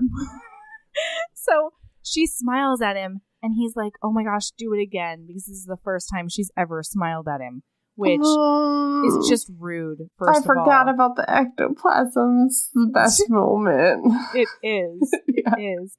And then she asks him for the 2 extra thoughts from last episode because he owed her 2 more thoughts. Yeah. And they're good, guys. Buckle up. One of them is that he stayed away because he was afraid of rejection. And then he says that he wishes he could take back the kiss from under the mountain because it was like the worst. It was under the worst circumstances. He was jealous and bitter, and he didn't make it good for her, and it was their first kiss, and he's heartbroken over it. And then she kisses him again on the cheek, I think, and asks him if he wants to dance. And then they spend the rest of the night dancing the night away with their best friends. And then they do some slow dancing. And then he keeps on brushing his lips against her cheek all over the ghost guts. A brush of a lip against a cheek and an ear. Oof. I mean, and then he also, as he says goodnight, he kisses her on the brow and then goes back to his room. And she waits up for half an hour for him, hoping that he'll come and bone the living daylights out of her. Go to his Night King room. Go to the Night King room. Oh, were you having a nightmare? I thought you might be. I would like to fuck it out of you, please. I'm gonna snuggle in. Yeah, jeez. Come on, Feyre. Use your wiles. Okay, so then they realize that the reason that they got tracked was because Rhys's magic is being tracked. So they have to get out of Valaris so that he won't bring people there. He's like a beacon to whoever has done whatever. So they go to an Illyrian war camp. That's the wing guys up in the north part. That's the one. Yeah. And so he takes her up into the mountains to train her powers. And as they're flying, the sexual tension is just palpable. And they get to this clearing and she shows him her powers with water and ice. And he tells her that he'll tell her about his history for every power that she shows him, basically, and like what she can do. And so he tells her this is where we find out that Tamlin's the one who murdered up his mom and sister. And his dad kept their wings as souvenirs and like had them hanging up in his office or whatever. Yeah, but also Rhys killed Tamlin's family, so that was in retaliation, and he was only going to kill his brothers and father, except that his father then killed the mother that he too. Did done kill all the rest of them too. Right. Right. That's right. So that's where the blood feud comes from. And the reason that Tamlin's family knew where his mom and sister were going to be was because Rhysand had befriended Tamlin and told him that's where his mother and sister were going to be because he was supposed to meet up with them. So they actually went there to kill Rhys, and then finding no Rhys, they just murdered up the women. It was so gross. Anyway, so she's like real angry, and as her anger goes everywhere, she fills the whole clearing with fires, and then she puts it out with the water, and it's honestly pretty sexy on her part. Pretty good. So then she realizes that her powers are no longer. Up until this point, she's been saying, "Oh, is that Autumn's power?" And she realizes that no, these are her powers. These are Feyre powers. That's right. She can shape them and forge them just like the future that is hers to forge as she will. Feminist anthem, Feyre. That's what happened in my mind. This big sweeping music came in as she made this realization. Okay. So then she asks why he didn't tell her sooner about Tamlin. Because Tamlin only told her that Rhys had murdered his whole family, including his mother. He didn't say about the first part, that coward. Right. No, yeah, we're finding out all kinds of stuff in this book that makes Rhys not a murderer. All kinds of stuff. And he's like, I didn't want you to think that I was trying to turn you against him. And then she sees him with his wings outstretched, and she realizes that she wants to paint him. And so she goes right up to him, and she puts her arms around his waist, and she's like, I want to paint you. And then he whispers into her ear, nude would be best. And for the record, I agree. Yeah. I'm right there with you, Rhysand. Wings are more paintable than talons. That's right. So they go and have dinner back at the house, and then she's going upstairs, and he's following her upstairs because they're gonna go to bed, and she wants to go to bed with him, and he's like, more is sharing your room. And then they're standing outside their doors looking at each other across the hallway, and the tension is palpable. God. And then she gets overwhelmed, and she goes into her room just as he's about to say, it's like, the man is a mind reader. Sure. Yeah, I'm sure he's about to say, no, he taught her how to mentally shield. You shut your mouth. God, it just... But I'm sure he can smell the arousal on her because he's a fairy. Yeah, Everybody can smell it. There's so much signs, guys. Just smooch. Just smooch your faces already on each other. Ugh. Okay, so the next day they go super far into the woods. And they plan to stay overnight at like this inn or something. And then all of a sudden, Rhys is way behind her because she was finding a safe place for her to do her water powers. Who cares? Lucian shows up. Lucian. All right. Lucian. This motherfucker. Bing, boom, bong. Tamlin time with Erin. Oh, no. Yeah. All right.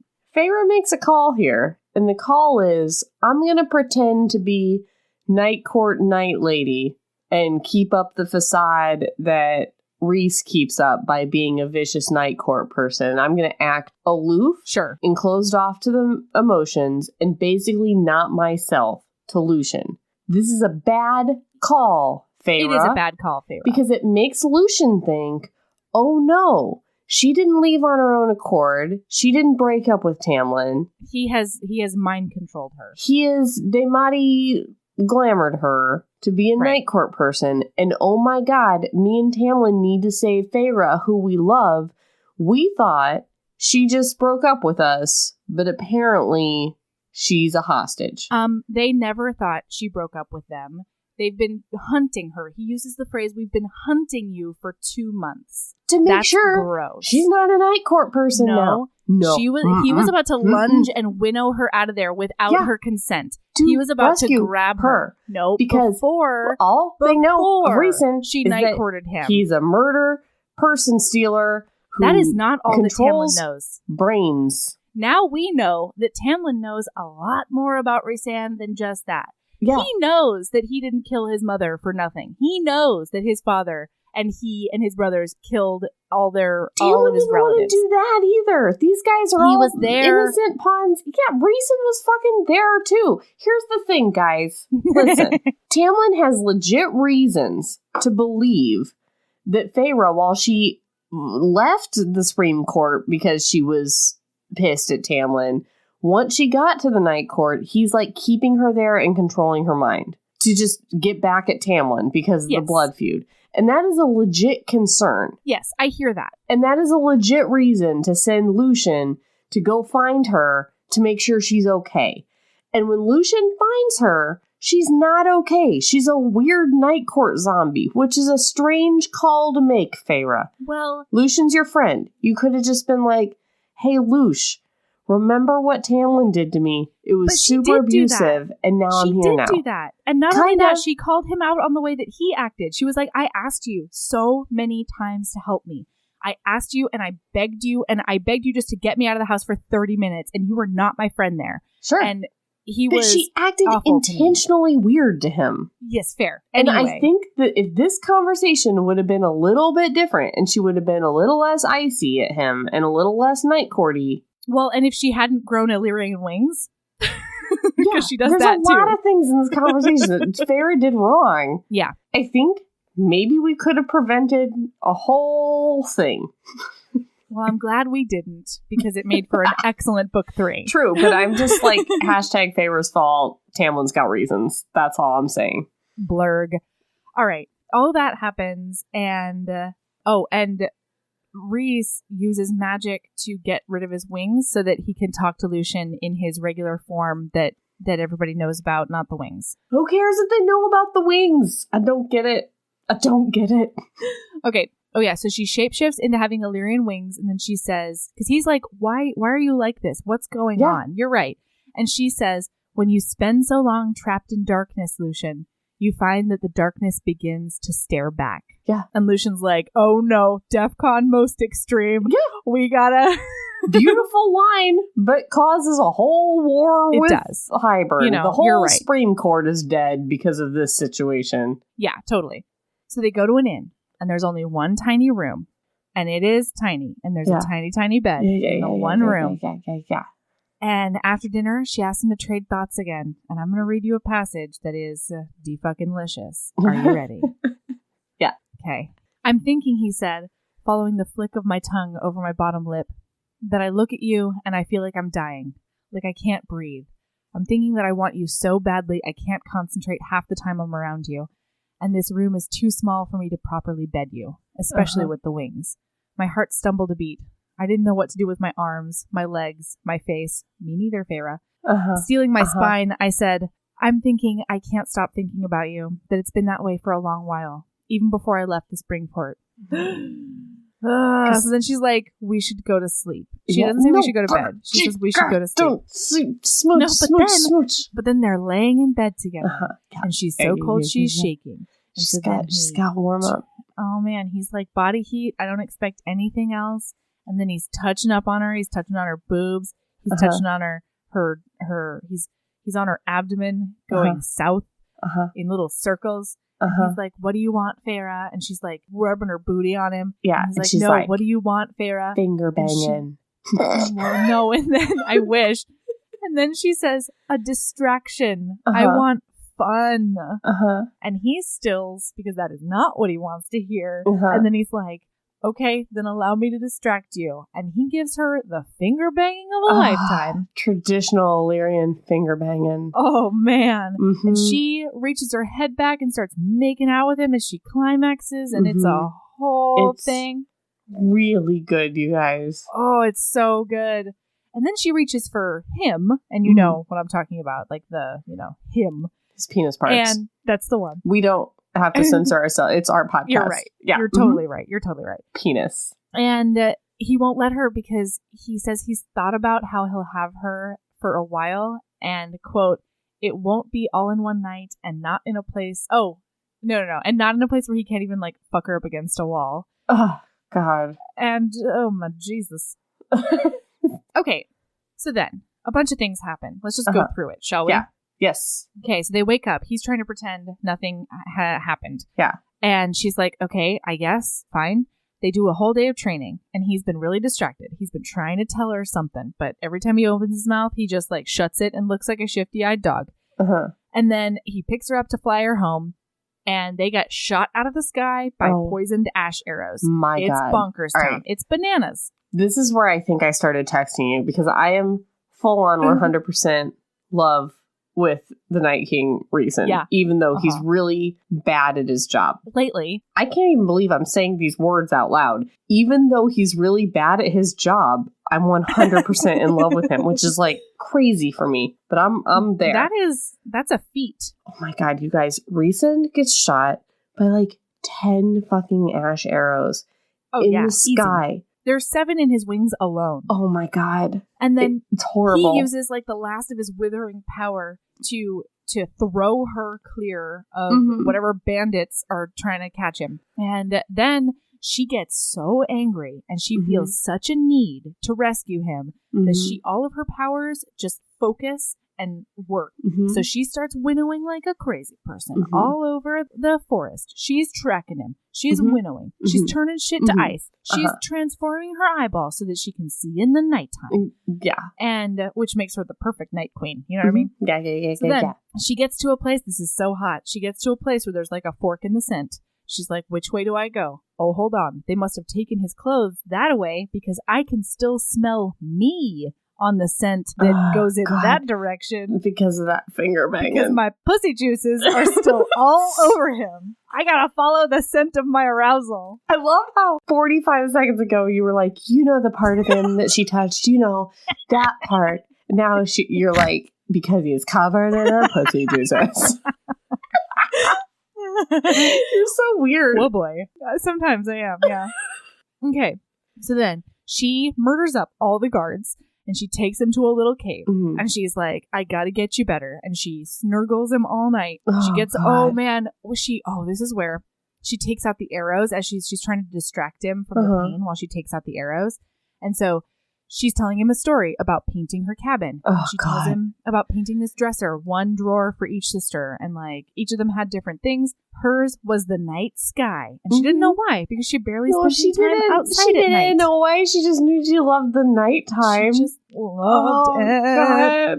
And then she says, I think that like I knew even then that I was like looking and waiting for you guys because I knew that I wasn't a person that everybody would like, that you'd have to like really look to see my beauty. Yeah, I didn't belong in those cold woods chopping wood for Nesta the bitch. Yeah, I didn't belong chopping the wood there. that Nesta refused to. That fucker.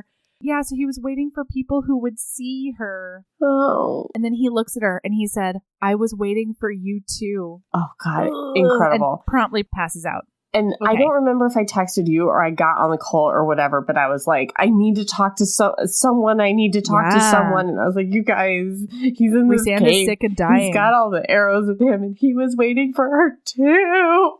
Oh, it's so good. Yeah. So the next day he's not getting better. And she's like, I don't know anything about poison. I need to go find my pal, the Suriel, who might also eat me. Anytime she needs to know anything about anything, she traps up this Suriel. It's like, just be friends all the time. Just be friends. Put a leash on this guy. I mean, come on. I think he likes you. Yeah. So the Suriel tells her how to cure him. And then he's like, yeah, so also you better hurry if you want to save your mate. And she's like, I'm sorry, but excuse me? Excuse me, mate? What? Huh? And he's like, oh, you didn't know. And she's like, no, I fucking didn't know. Now I gotta go interrogate Rhys. And that's what she does. She goes and she gives him the cure. The bond that they've had the whole time that was supposed to be from the pact that they made. It's not the bargain. It's a fucking mating bond. And he didn't tell her. Bond. And he knew the whole time that they was mates. He knew about it. They've been mates. Yep. I mean, he suspected, but then when she was turned Fae, he like knew. Yeah. That it like snapped into place for him. Since even before the calamari party, you guys, he straight knew. Yeah. So she goes and interrogates him, and he is terrified. He's eaten his cure, and he's like, just hear me out, please. I tried to tell you yesterday, and then I got shot out of the fucking sky. Yeah. Yeah, like, you told me that you wanted a distraction and fun, and like, what the fuck am I supposed to do with that? Yeah. I want you forever. So she forces him to take him back to camp, and then as soon as they land, he's still like staggering in the mud. Oh, and she's like, Moore, take me somewhere. Take me somewhere that's not here. So Moore takes her to maybe my favorite place on the planet, the cabin of relaxation requirement. But Melody, it's in the winter on the mountain. Not in that cabin, am I right? Yeah. I guess. You know what's great about this cabin? First of all, everything. Second, food just appears for you, and it's the food you want to eat. The bath just is hot all the time. It just fills up. Yeah, and there's crafts. Mm-hmm. Incredible. Yeah, you think something, and the cabin makes it appear. That's the best. Yeah. So she thinks a ton, and she's bored, and then she finds some paints, and she starts painting the entire inside of the cabin. Mm-hmm. Like a week goes by. Moore has visited a couple of times, and they've chatted. And then Rhys finally finds her, because since he can't use magic, he's just been flying to the different places all around his kingdom where she could be. It's so funny. So he finds her and he grovels, and she's like, I'm about to heat up some soup. Do you want some soup? Can I just say how much herbsing I did while she's just like, oh God. Yeah, fair. While she's just hanging out at this cabin and she's just like painting stuff. And she's just like, and then I ate a chicken leg, and then I painted a wall, And then I painted this wall, and I painted it red for what's-her-face. And then I painted the eyeballs. All right. I was just like, oh my God. I would not recommend herbsing this because there's a lot of like character development, and she does a lot of internal processing, which if you're interested nope, Erin is not. No, I did a search for door, as in Rhysand is at the door, and I found it. And I read from there. I was like, nope, don't care about her painting. So he looks at her and he's like, you would make me food? And she feels like that is weird. A thing. Like, and so real weird of him to say. She's like, well, I would heat it up. Yeah, but like, just heating up soup, bro. Yeah, if there's something more meaningful in that, you should tell me. And he's like, well, it sort of means that, you know, you accept the mating bond. Like the first time you offer me food is like a mating bond thing. She's like, all right. So weird. Well, why don't you grovel some more? So out of nowhere. And then maybe I'll decide when the soup is hot. All right? And so he tells her everything. He tells her that 3 years ago under the mountain, he started getting these flashes of her like daily life. And it includes a hay bale from when she was fucking that townsman.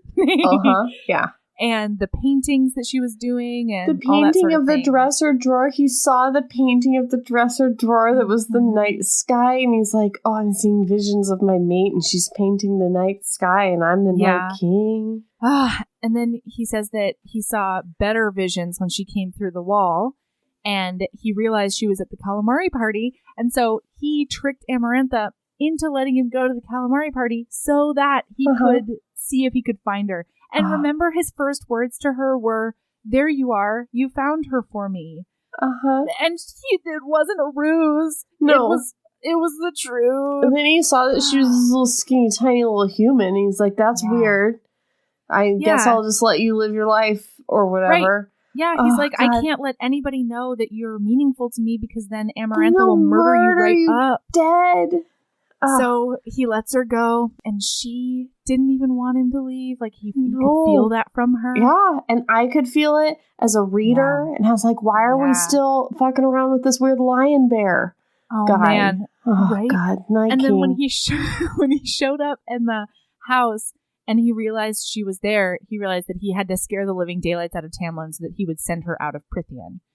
And, I mean, once again, the moment he gets in smelling distance of her pheromones, he goes dumb. Because if she just tells Tamlin that she loves him, the whole curse is broken, you dumb dummy. Yeah. Like, don't send her away, Yeah. even though it's dangerous. Also, I know he has a little, like, code that he follows or whatever, but, like, again, can control all minds. No.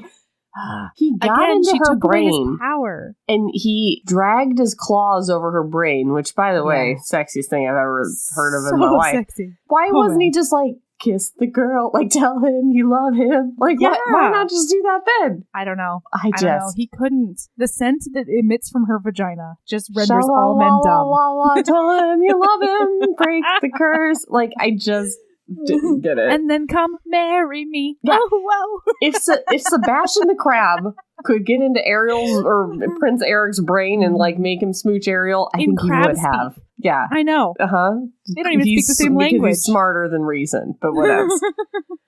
Okay, then he like realizes that she's his mate when Amaranth is killing her, blah, blah, blah.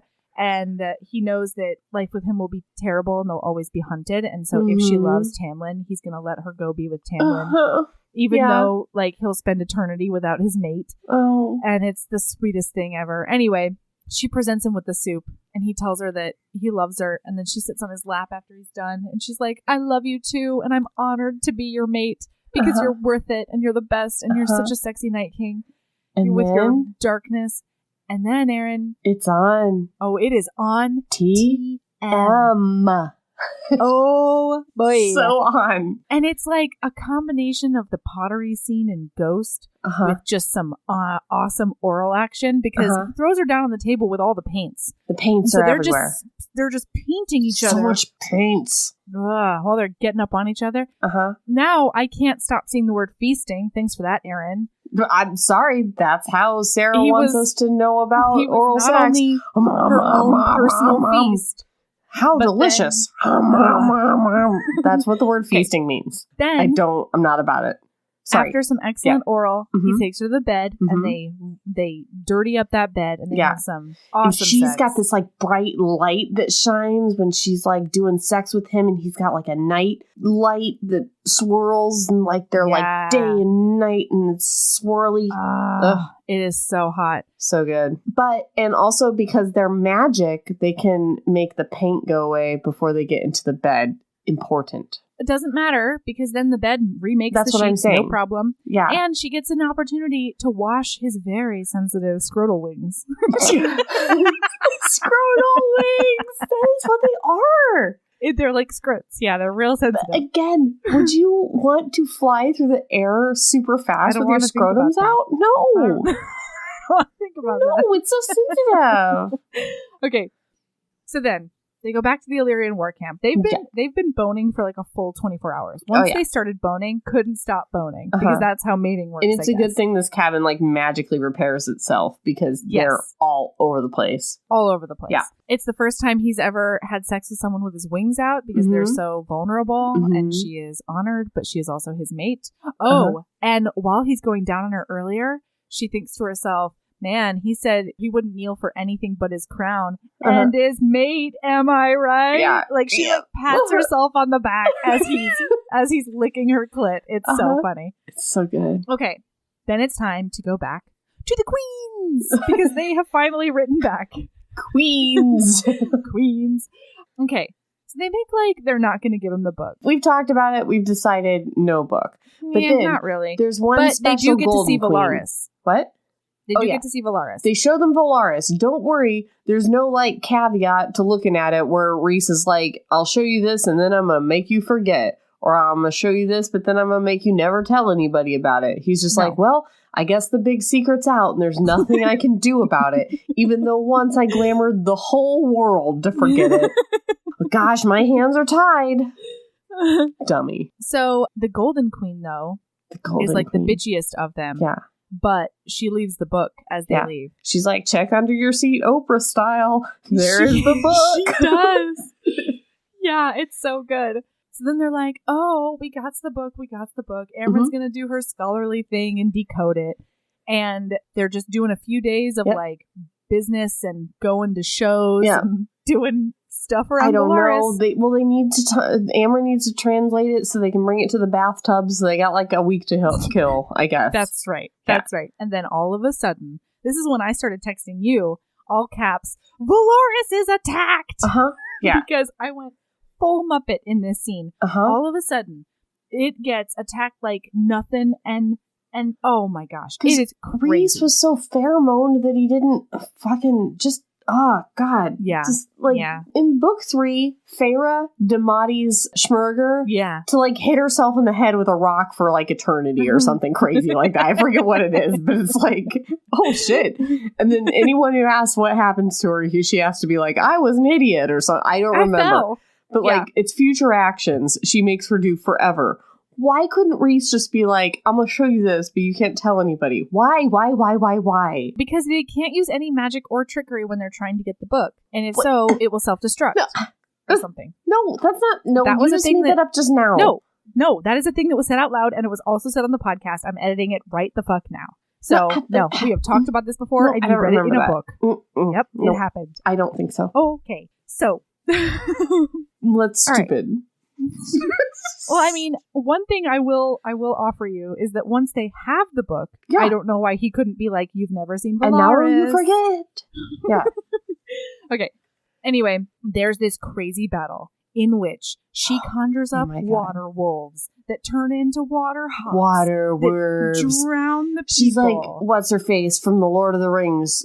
She's making the water do the water. Oh, yeah. And then she freezes them out of the sky and they hit the ground and they shatter. Yeah. And then everybody's all of a sudden, fighting. Moore's fighting. Yeah. Cassian's fighting. Shadow Slinger. Erin. All of them.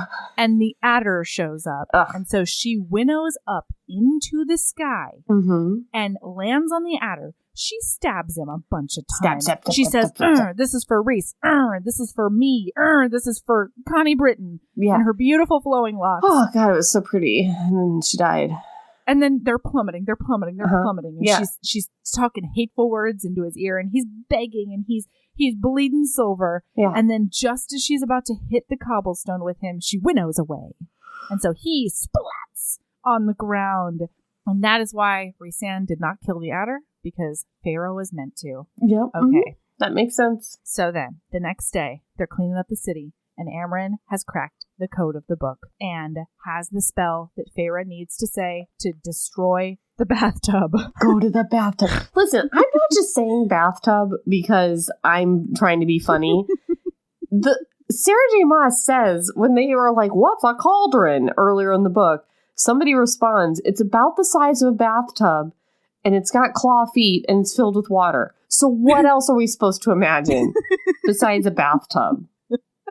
The person who answers that question doesn't even be like, "It's a bathtub, but fancy." No, they're just like, "It's about a bathtub, sized bathtub." So I'm not even I'm not going out of my way to be an asshole here about the magic cauldron. It's a bathtub. Except it's like iron and hideous and, whatever. It doesn't evoke images of relaxation. I just really wish this thing were like big or something. Something that would be like intimidating and scary. Right. But instead it's just like a jacuzzi. Not even. It's a bathtub. It's just a clawfoot tub. Yeah. Okay. Oh, and then she's like, also, Feyre, don't unite each half of the book. Don't do that. No. Keep do the book not separate. Put these parts of the book together. We're not going to tell you why, but like, don't do it. Don't do it. So they all go to Hybern. Rhys is hanging out off the coast because he can't let anybody smell him there. And I'm going to lead from the over there. So then they go into the bowels of the castle and they find the cauldron. And then she gets tricked by the book. The book is like, unite me. And she's like, go home, Feyre. Yeah, that feels good. I don't actually know what happens, but I think she's like climbing into the bathtub or something. I don't know. Her nose is bleeding. It's bad. It's bad. And then all of a sudden, Jurian arrives in the full flesh. Jurian is there. He's the one that the bad guy needed the bathtub to make him resurrect. It turns out he's already been done resurrected. No one knows why. No one cares. Well, and also, it doesn't super make sense because Jurian was on the other side last time. But I think they explained that, and I forgot. They did, anyway. But it was not convincing to me. All right. Okay. But we're not doing book 3. Arrives. We're doing book 2. And then Rhysand all of a sudden winnows in. And he's like, I'm here now. Yeah. And he grabs the book from Feyre and he puts it in his coat pocket. His sexy, sexy tailored coat pocket. And, oh, wait. I'm so sorry. What? Before all of this, they go and do something. Rhysand and Feyre go and do something, but we don't know what it is yet. Oh, yeah. Okay. Yeah. Even though this is a first-person narrative, she's like, oh, we did something last night. I'm not going to tell you. I'm not going to tell you Erin and Melody, but, like, we did something. Wink. Whatever, Feyre. Yeah. So, and then all of a sudden, Rhys tries to do a magic. And none of his magics work. Mm-hmm. And Jurian's like, I was distracting you so that Hybern could do his magics on you. And like, now you can't winnow in or out. You can't cast any spells. You can't defend yourself. You can't do anything. And then Hybern arrives. The king of Hybern. He's the real bad guy. He arrives. He's old as fuck. He knows everything. He has ancient magics and he is not afraid to use it. And he wants to take over the whole fucking world. So he comes and he's got this ash arrow that's like, it's like got a mind of its own. It's like a snitch, except it's like a golden snitch, except that you can tell it to do shit. It doesn't try to get away from you. Your hand imitation of it was great. Like, Melody has like 2 fingers and she's doing it like an arm cobra. Yeah. Ridiculous. I wish I could see it.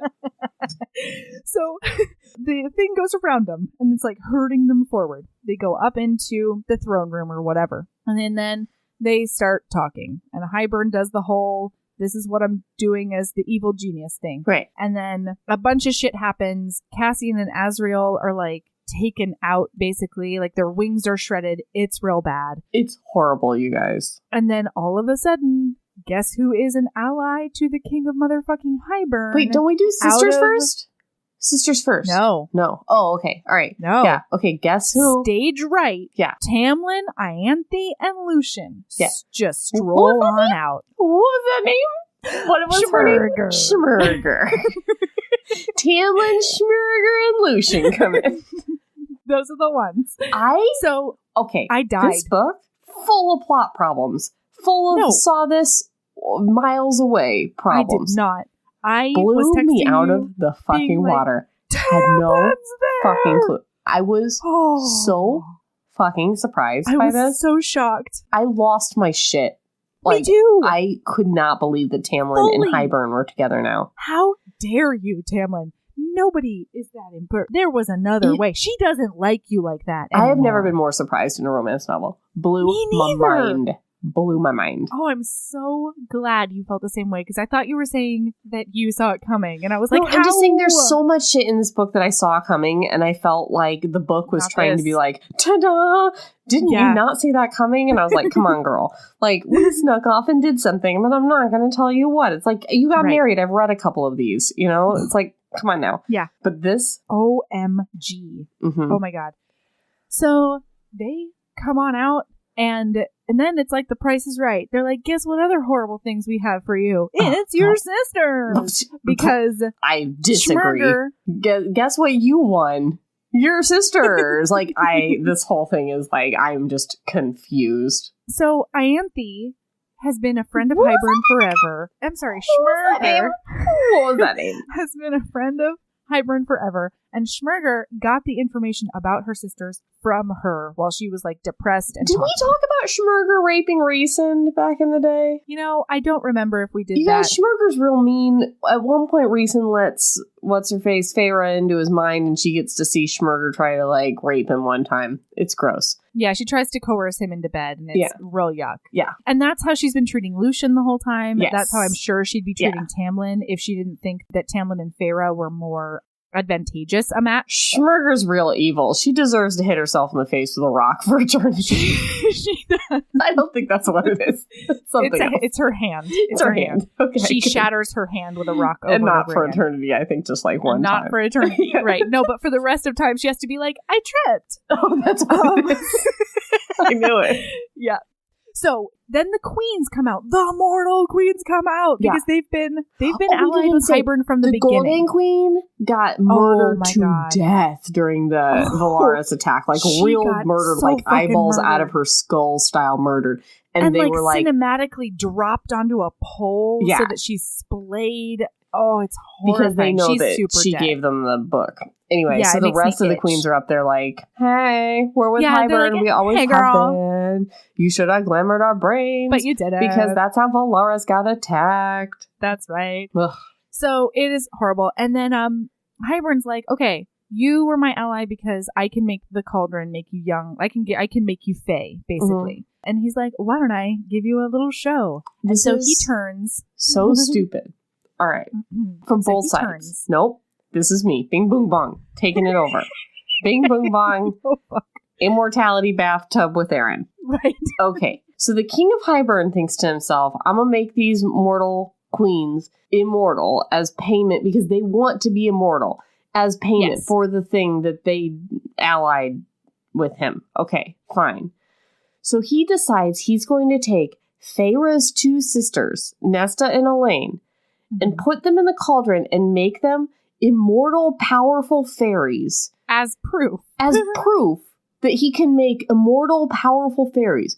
Why would you take the number one threat to your kingdom and then make her two sisters additional threats to your kingdom by making them infinitely powerful and immortal when you have them tied up in your castle and then they just releases them and he's like, good job guys, go be fairies. No, that makes no sense. No, he was gonna keep them. Torture them. Forever. Torture them better. Yeah, you know what is easier to torture? A human than a big powerful fairy. You know what, I will give you one thing. Yeah. And that is, you could have just ferried one of them. You could have ferried a random fucking person you could have kept those two chained up in a dungeon somewhere, tortured for all of eternity, right? And you could have ferried... No, if they're human, then it won't be for all of eternity. Sure. It'll be for like 30 years. Okay, yeah, but like, this is a bad call. Bad call. But really, though, why both of them? I still don't understand why it had to be both. Why both both of them, like, nothing makes sense. And then on the other side of the fence, so that's why Hybern is super done crazy.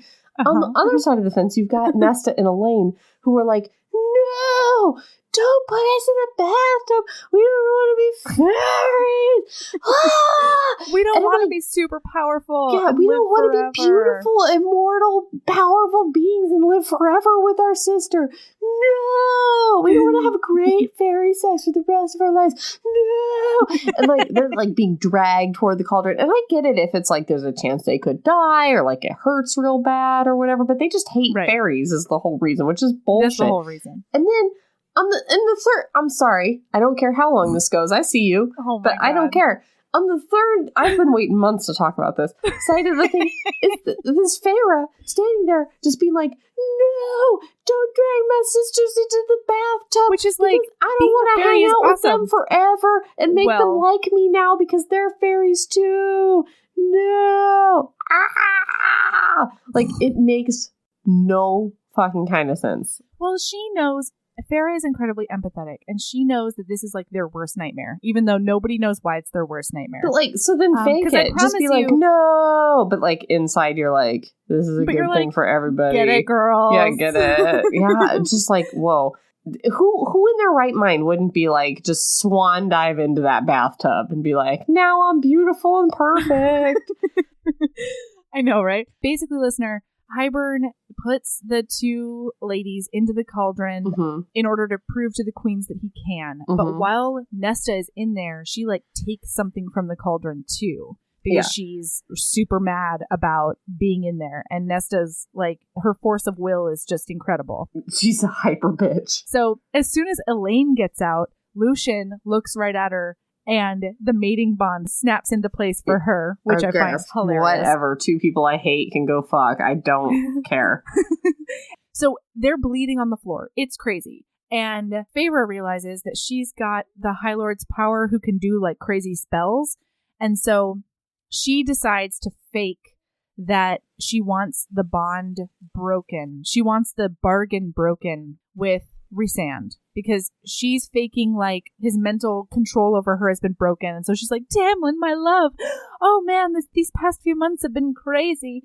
I'm back and I want to come home with you. And no one knows they have a mating bond. They all think it's just the bargain. Bargain, yeah. So then while Hybern is like attempting to break the bargain with old magics, she is behind the scenes in her mind trying to break the spells so that everybody can get out. Because let's remember, they can't winnow out. So she breaks down the shields as he's breaking their bond. And meanwhile, I fully thought at this point, I am crying. I fully thought he was breaking their mating bond.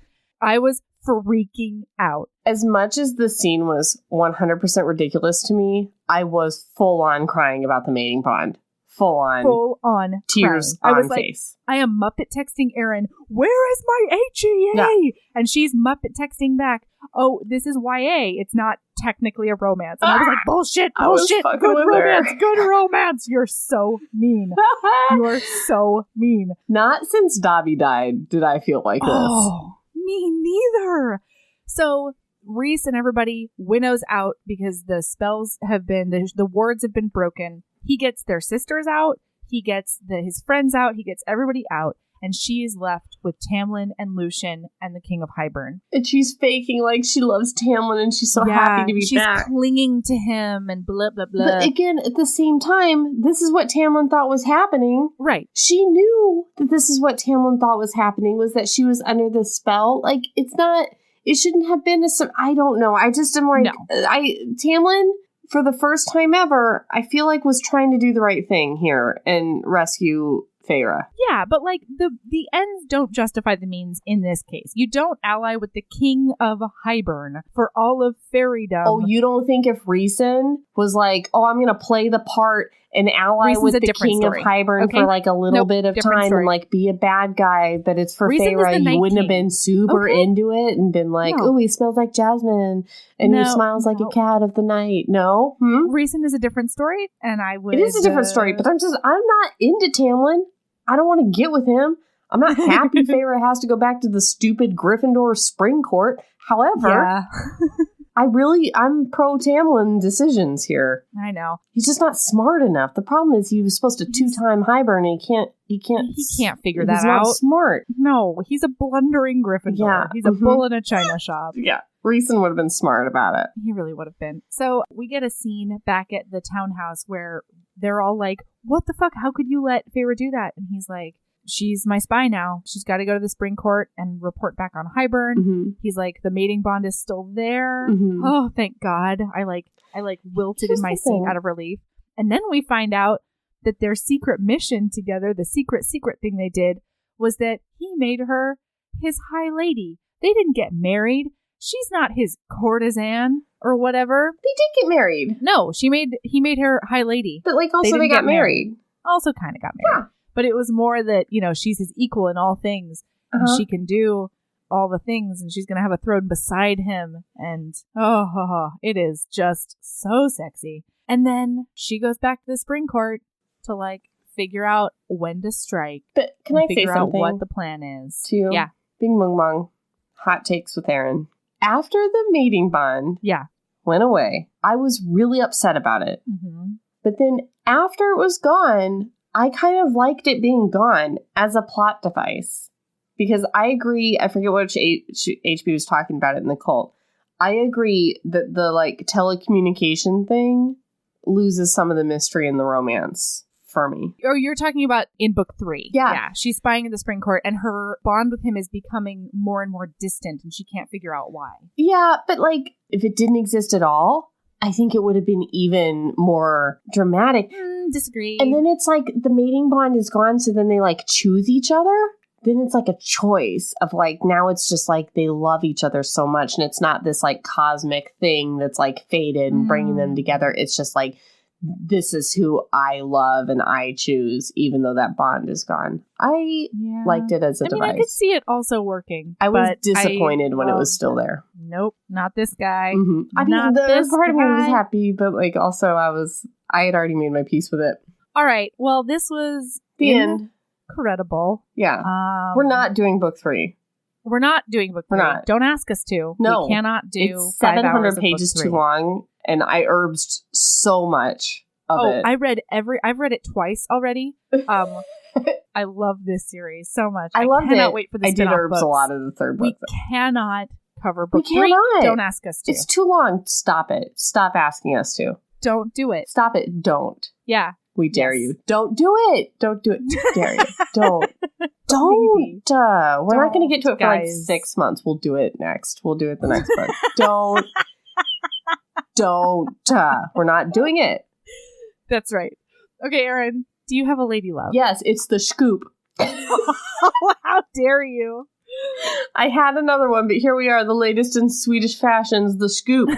Spelled SHKOOP, I think. And it is a fluffy down skirt that you can wear for any outdoor activity where you're wearing leggings, but you might fall on your ass in the snow. It's for scooping. Excellent. Yep. Scoops. Good.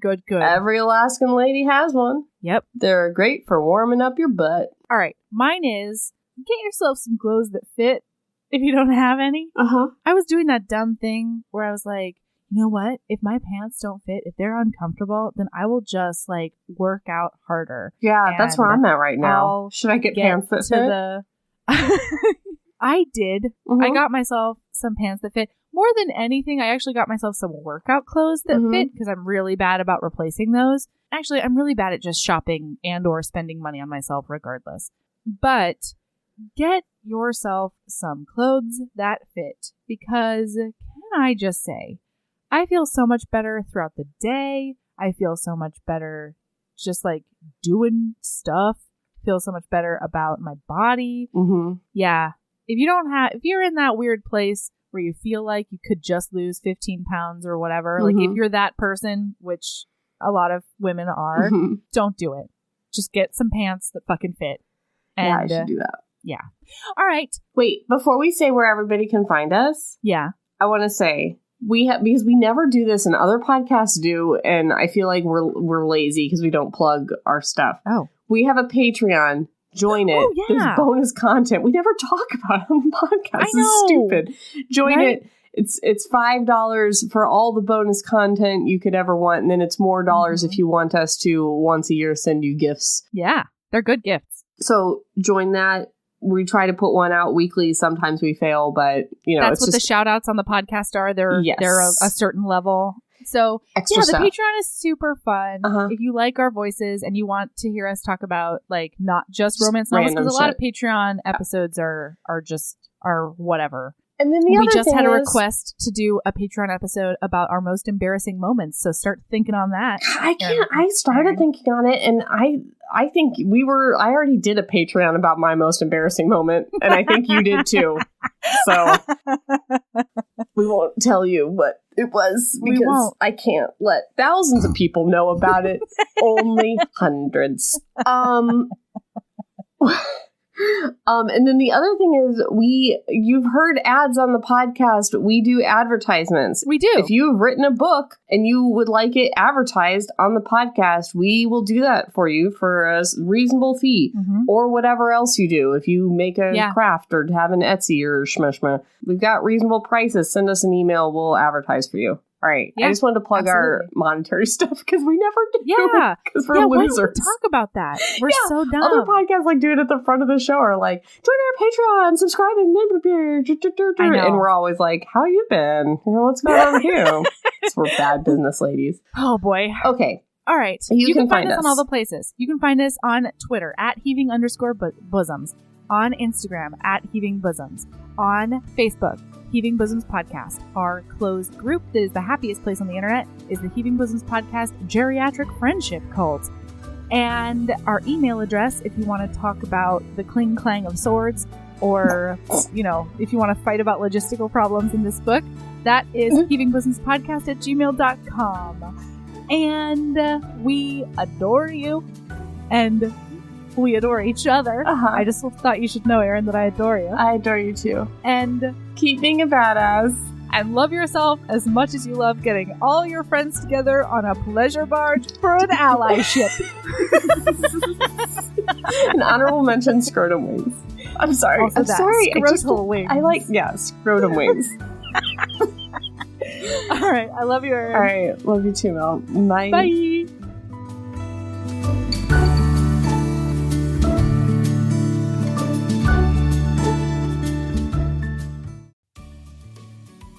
Hey, you.